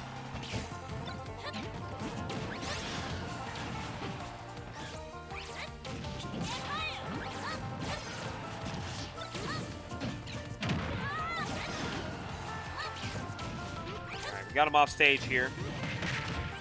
Okay, good tech. Willing to be ready on that.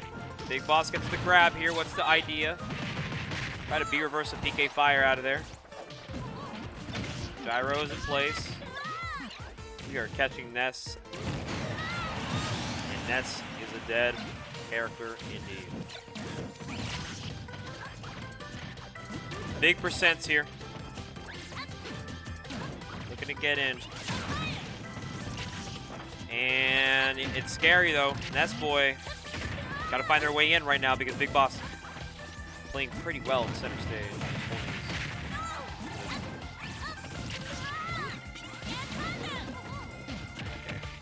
Good down tilt. Down throw. Not going to find it, though. Very slippery. Escaping these options. Big Boss, once again, looking to opt for the down tilt. Finds the strong hit. Not going to find the conversion. Nessboy does, in fact, get the nair to kill. Just like game number 1. Nessboy playing at a disadvantage. Doesn't get that second hit on the Psymag. Big Boss gets out for free. No tech. Down smash. Looking for a snipe. And just gonna catch him lacking. 2-0 lead for Nessboy12.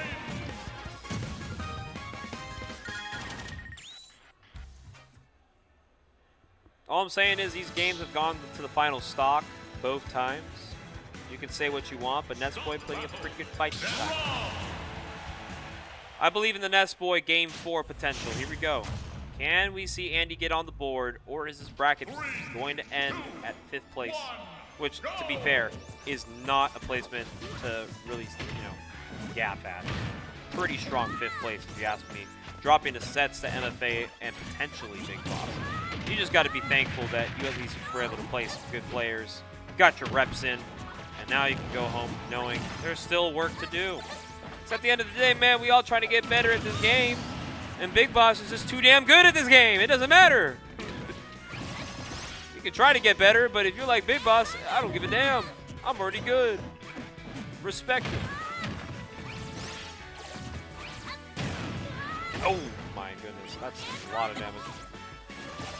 Yeah, this is just Nessboy trying to make it happen, make it work. It's not happening. At any like potential. Rising up air, into rising up air. Big Boss.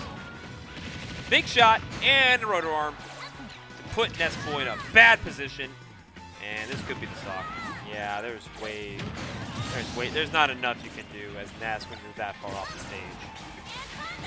As Nessboy's bracket might be in peril of ending right here, right now. He's gonna still look to fight back as Big Boss is a brand new player now at this game number 3.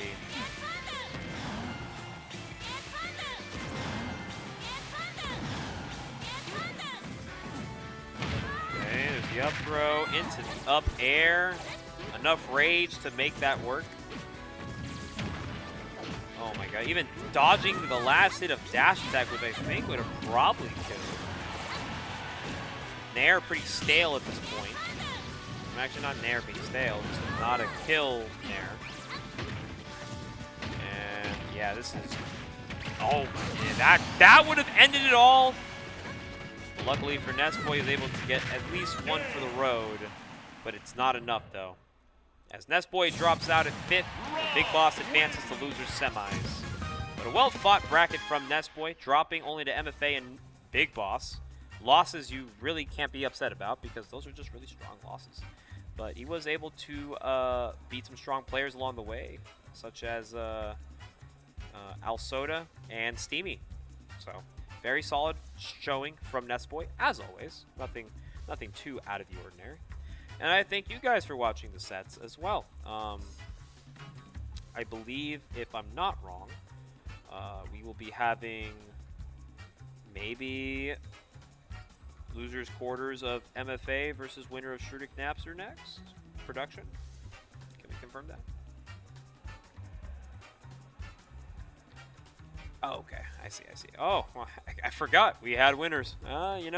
We got 2 gentlemen who have consistently been grand finalists at the Guildhouse, and it's always been Leo and Luis. Well, believe it or not, guys, it's happening again. So, we'll get winners finals going for you guys real soon. But thank you guys for watching Guildhouse. Like I said, please feel free to drop a follow. Please feel free to also subscribe. If you have Amazon Prime, it's a free 30-day no-ad action of not just Smash Ultimate, but of course we have Street Fighter. We also have Tekken. And we have a lot of fancy events that go down here at the Guildhouse. Also, feel free to support our other Guildhouse channels, such as Guildhouse Esports and Guildhouse 2, which will also be some active channels used in different times and different events throughout the course of the year. Just honestly, any little piece of help, little support, doesn't hurt.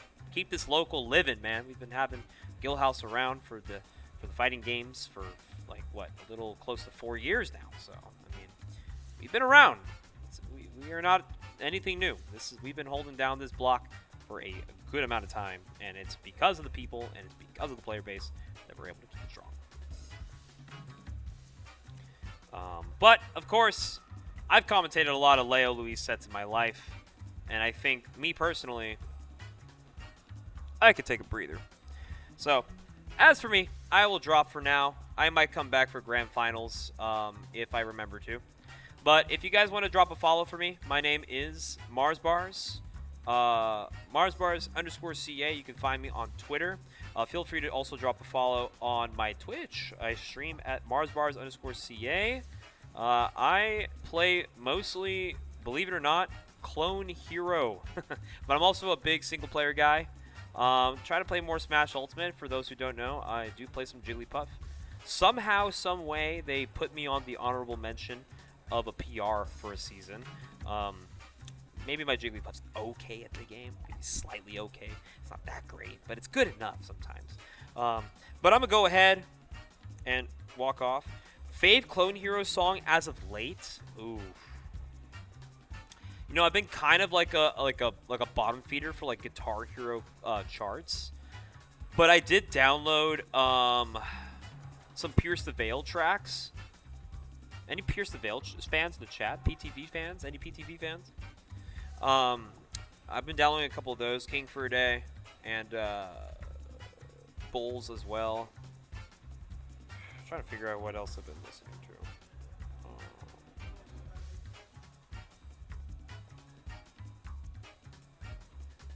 Midasty, what in the hell is that comment? All right, well, with that being said, I think I should probably hop off. But yeah, feel free to follow my social medias. I'll probably be back for Grands. I did bring my controller, so I do want to get a couple games in with some peeps. I hope you guys enjoyed the commentary. I hope you guys didn't think I was too annoying, or maybe not enough annoying, but much love. I'm running on a little bit of some fumes, but I try to do what I can for this region. And stick around, though. We got MkLeo and Louis Money for Winners Finals of the Weekly coming to you very soon.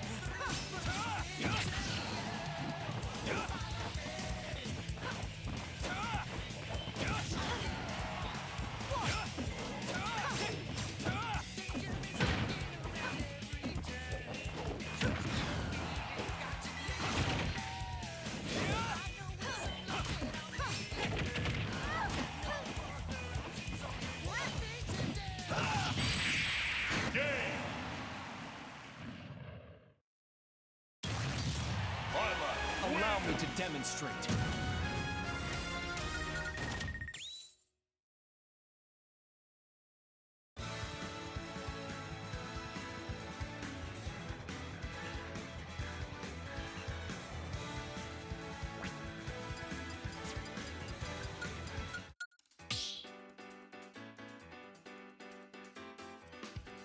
Start the battle, Violet!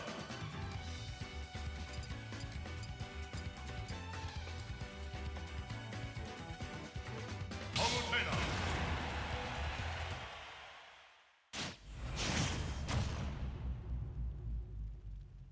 3, 2, 1, go!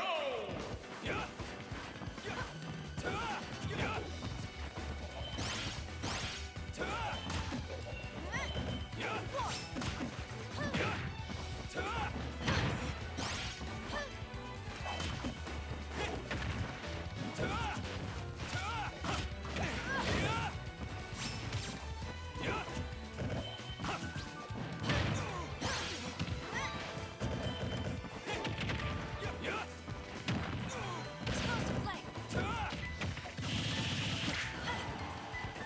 Counter. Explosive flame.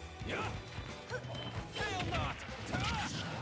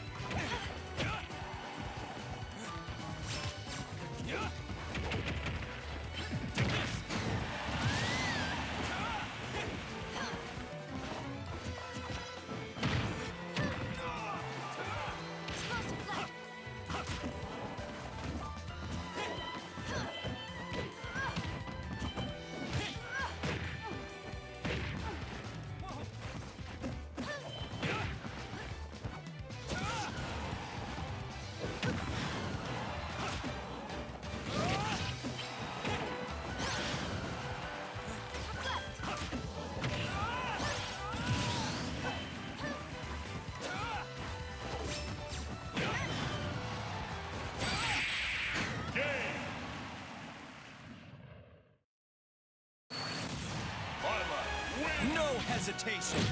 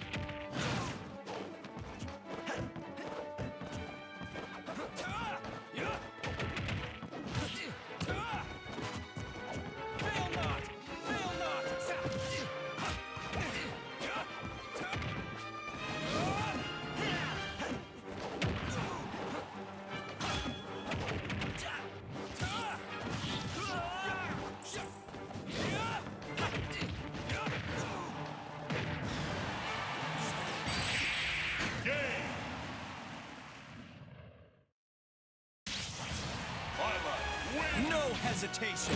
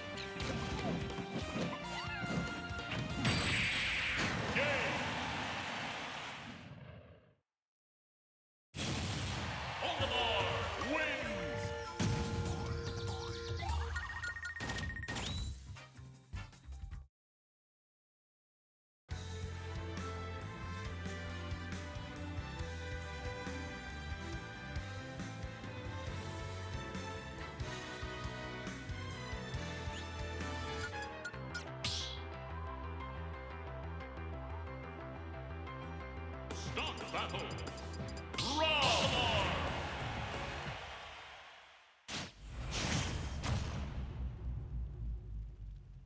3, 2, 1, go!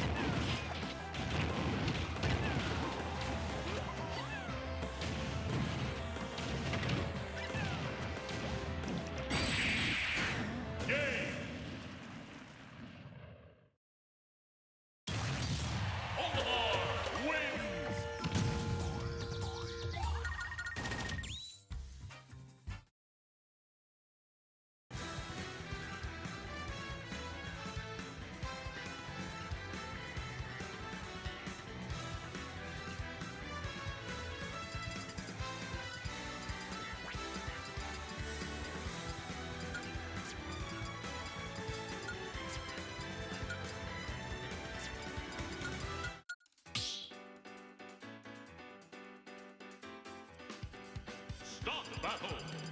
Olimar, draw.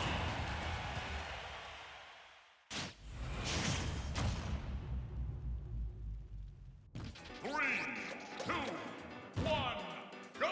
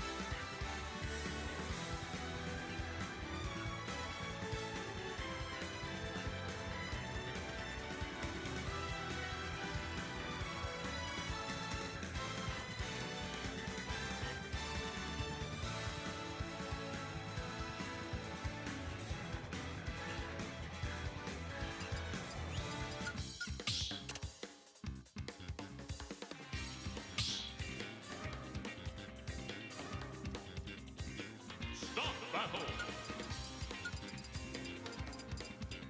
Olimar Palutena.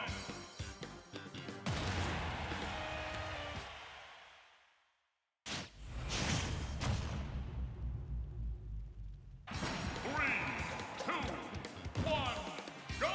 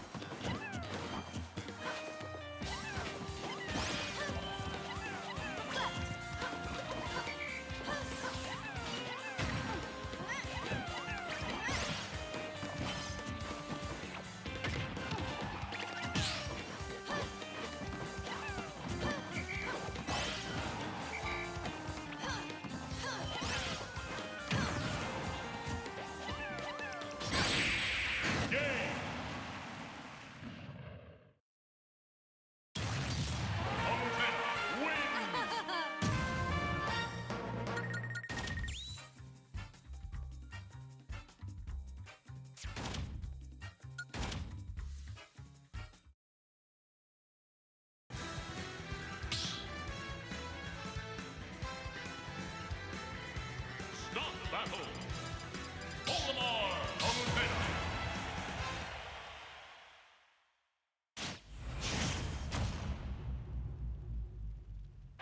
Three, two, one, go!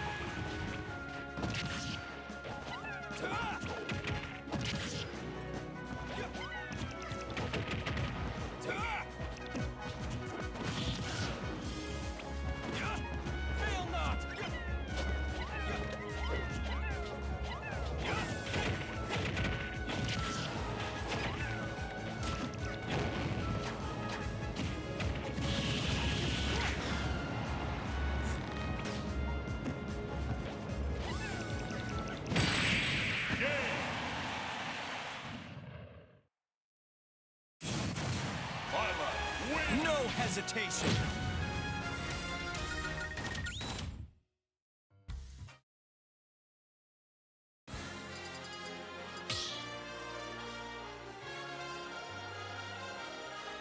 Start the battle. Violet. Baltimore.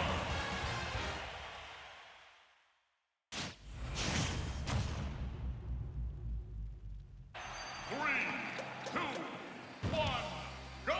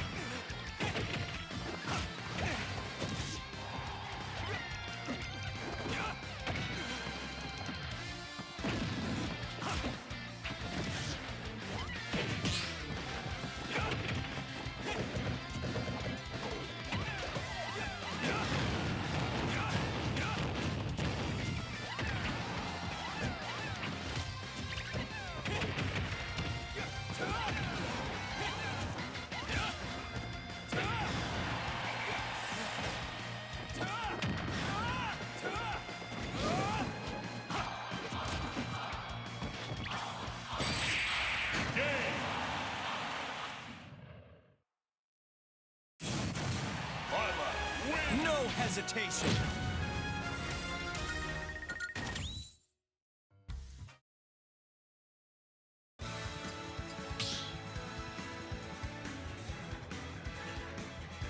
Start battle. Baltimore. Violet.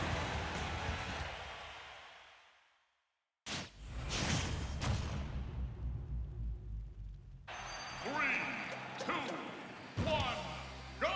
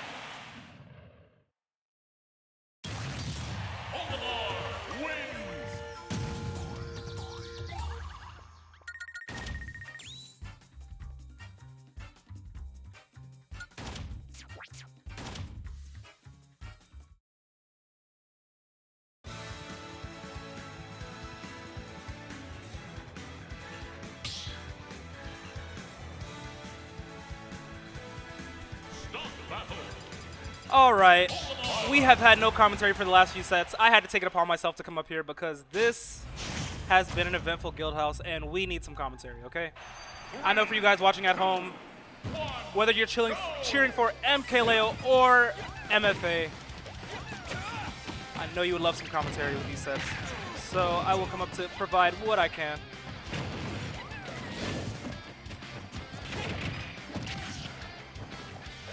Okay. I don't know if I missed the whole first part of this set. How's he at 80%?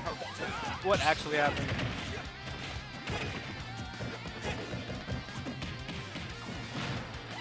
Nice grab.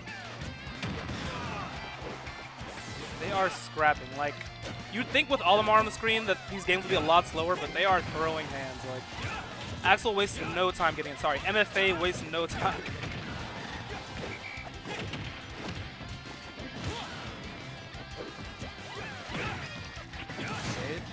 Swatting him away, able to swat the Pikmin and Olimar himself, getting himself that stock and a lead for this second set. We might be in it for the long haul, so I hope if you are at home, you are locked in, got your popcorn, got your snacks. This could be a long one. And Axel gonna just about even it up. Just a little percent different between the two right now.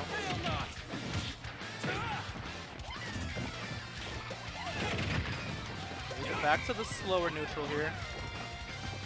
They both realize they're at low percents. No one really wants to give any sort of space to the other person so they can get their game plan going. Axel with a pretty good mix up there. Leo not quite going to catch it. And once again, missing the landing up from Olimar will be Leo, but Axel not caring, just going to keep racking up his percent little by little until he can find that decisive hit to take this stock.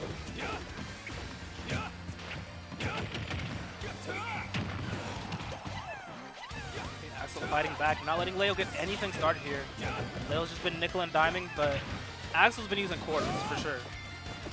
It's not even close. And as I say that, gonna use the thickest Pikmin on his lineup to take out that first stock. And immediately get 32% to follow it up. Extra credit on the board already. Axel is playing, sorry, MFA is playing out of his mind right now.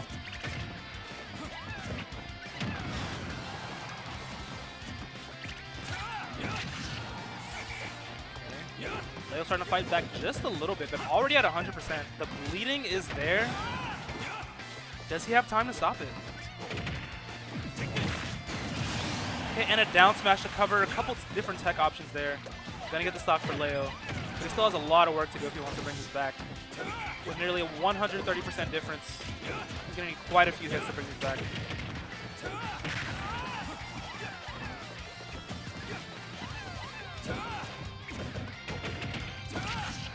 Leo not going to let him get away with that down tilt on shield.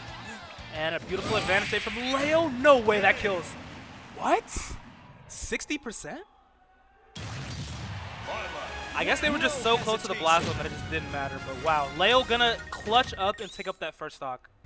That is going to be game one going to Leo. Definitely was a really back and forth game.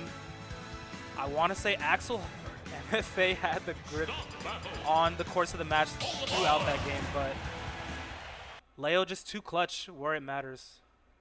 He's going to get that stock and the game to go up 1-0 in the set.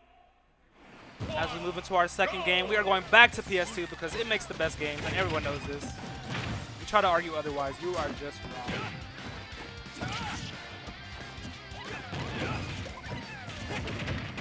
Okay, the up smash out of shield, not going to quite work out for MFA there, but Not going to let it deter him too much from racking up his damage. And that's the stock? That's just it? The up B combo from Leo. Really clean. Okay, Leo not really forcing any approaches. Just trying to get the Pikmin off him, avoid himself from taking too much extra damage while he tries to rack up some extra credit himself.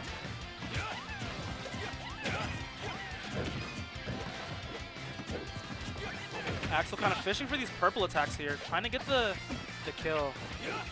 But Leo realizing the position that he's in, he's getting all the extra credit possible.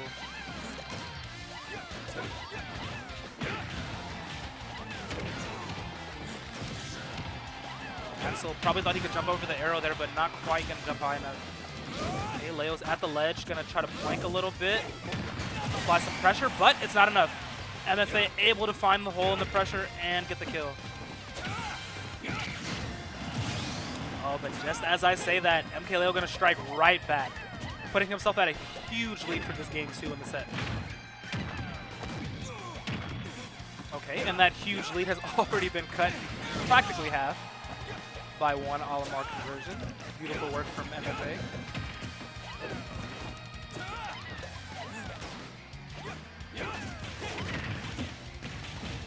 Leo overextending just a little bit with his nair there. Axel gonna be ready for the whip punish. Okay. But Leo seems very comfortable landing with these. I'm 90% sure MFA went for a footstool there and just did not find to it. demonstrate. Leo weaving around, not even gonna come close to him. We are going into game 3 of set 2 after just, I wanna say, not even 10 minutes have passed, but this second set has been flying by. Will MFA be able to strike back though? Or will Leo be able to run away with this set? That is the important question here.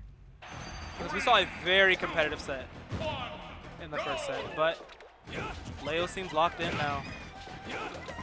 How do you stop him when he's on a roll like this? That was a good chat. We are back. Yellow, In the reset, by the way. Yep. 2-0 lead for MkLeo. And Leo's still sticking with the Byleth too, but he's actually playing very, very well actually in the set too. Oh yeah, like all of his conversions have been super clean, getting kills at early percents, like not letting MFA run away with any sort of extra credit. Oh my goodness. Yeah, that's gonna be it. Oh, Forward air. catch the high recovery too. He's just all over it. There's just no stopping MkLeo right now. He's actually just on one right now. He realized that there's a lot on stake right now, and that is the first place prize. That's all he cares about right now. Hold on. We are all here for the same thing. It is that championship prize. First place in the bracket. It's big money though. I mean, hey, this bracket came out to be 57 strong. I mean, that's a pretty big. This is pretty big winnings if you get first place here. Yeah, this will be Leo's what 6th, 7th tournament while he's been in the bracket. And he's won every single one. Oh my god. Going for the air dodge mix up there, just in case MFA air dodge. He wanted to turn around the arrow so that it still caught the air dodge, but not going to line it up perfectly. And as I speak about lining things up, MFA lining up that anti-air exceptionally with the Olimar up smash. And it's really going to come down to this, right? Like, MFA has the Pikmin lineup on deck. He's going to get so much damage. Oh, it doesn't get much off it. The shield from Leo. Could have been so much more. Oh, and that might... Yeah, that's got to feel really bad if you're MFA. You had the opportunity for so much more damage on the table there, but Leo just going to close out the stock once again. He's just been way too good at closing out these stocks. Oh, okay. And right now, a lot of good damage right now from MFA. Looking to maybe close the gap a little bit here, but Leo's Byleth has it felt like the download has been complete since the game 1 of this set. Yes. It's looking progressively worse as the set goes on for sure. He's just finding so many ways to hit Olimar in disadvantage, and right now, MFA is going to have to pull one out the bag right now just to keep his tournament life in motion right now. Yeah, Leo looking primed to take the tournament. We will see if MFA is able to clap back. Oh, yeah, so these high scary. recoveries just have not been working out for MFA this set. Leo is all over him. Will that do it? In fact, Oh, it and will. Leo, sleep at the wheel, gets grabbed by the blue up throw. And that will take the stock for MFA. but he's still got work to do if he wants to extend his tournament life here. Oh, last stock situation. And MFA looking to keep the set going, but off stage once more. MkLeo And that's never good. falters. Once again, these high recoveries, man. He's just all over them this set. Yeah. I guess MFA just got away with one too many high recoveries in the first set. And MkLeo's like, no, you're not going anywhere. You're still in my advantage. But a phenomenal performance nonetheless. MFA, this is the first time he's ever fought Leo, and he got 3 sets today against him, taking one of them. That's so pretty impressive. Like, it's MkLeo. It's Like, what are you gonna do? MkLeo. That's a pretty good standing, very solid from MFA. But of course, MkLeo keeping his streak alive, has not dropped a tournament since coming to NorCal. Ooh, he's but dropped a couple sets, just a couple. hey, a few people have taken a set off Leo since he came here. So it's Right. Big Boss, Luis, and now MFA. They've all gotten at least a piece of the pie. But in order to take a tournament, you gotta win the reset. Yep, 2 sets. I mean, you're in loser's bracket. That's just how it is. Yeah. Double elimination. It's built that way. But exceptional work from MFA though. Taking a set off MkLeo is no small feat, and I hope he visits us for another tournament before MkLeo leaves. But I'm not sure if that'll even be an option. I hope to see Reno maybe come out next week because I think next Guildhouse will in fact be the last time Leo will be setting foot in a NorCal bracket. For sure. Because he will be flying out to Vegas, of course, for Level Up Expo, which is coming up next weekend. And I know you're coming out to that. Oh, no, you're not. I'm not. Yeah. Unfortunately, I would love to be at Level Up Expo. Trust me, the Okay. blackjack tables are calling my name as we speak. We're making money But in it's your okay. name. It is what it is. It is what it is. I won't be there this year, but everyone that's going, I'll be watching Doramigi personally. But Okay, there there you are go. so many all-stars going, and I think it'll be an amazing event to watch for sure. 100%. Well, Yeah. once again, thank you guys so much for watching Guildhouse Weekly. It is about that time to wrap it up. But before you go, please make sure to drop a follow. And if you have an Amazon Prime account, feel free to drop a Prime sub. 30 days, ad-free. And you get to watch a lot of, not just Smash Ultimate, we got a lot of other FGC weeklies that are also just as hype and have just as much talent that you guys would probably enjoy. But as for that, the night is wrapping up. We're probably hungry. And Probably. probably. And if you want to see more Leo action, tune in next week. It'll be the last time Leo will be on this channel, at least until further notice. Yeah. Until then, you got anything to say, Swan? Oh, nope. No? We're out of here. Let's get out of here. All right. Oh, Ken? Oh, hey, let him know, Swan. Hey, T.O. I mean, if you're in the East Bay next Friday, you're not going to Level Up Expo. I mean, we've got Revival of Ken going on in Hayward. That's a pretty cool local that I host. But if anyone is interested in that, feel free to message me or check out the event page at start.gg/ROK. And that is the link for that. But this has been twitch.tv/Guildhouse. I'm Twan. This is Mars Bars. And we will see you guys next week for maybe Leo's last time at Guildhouse. Until next time. Yep.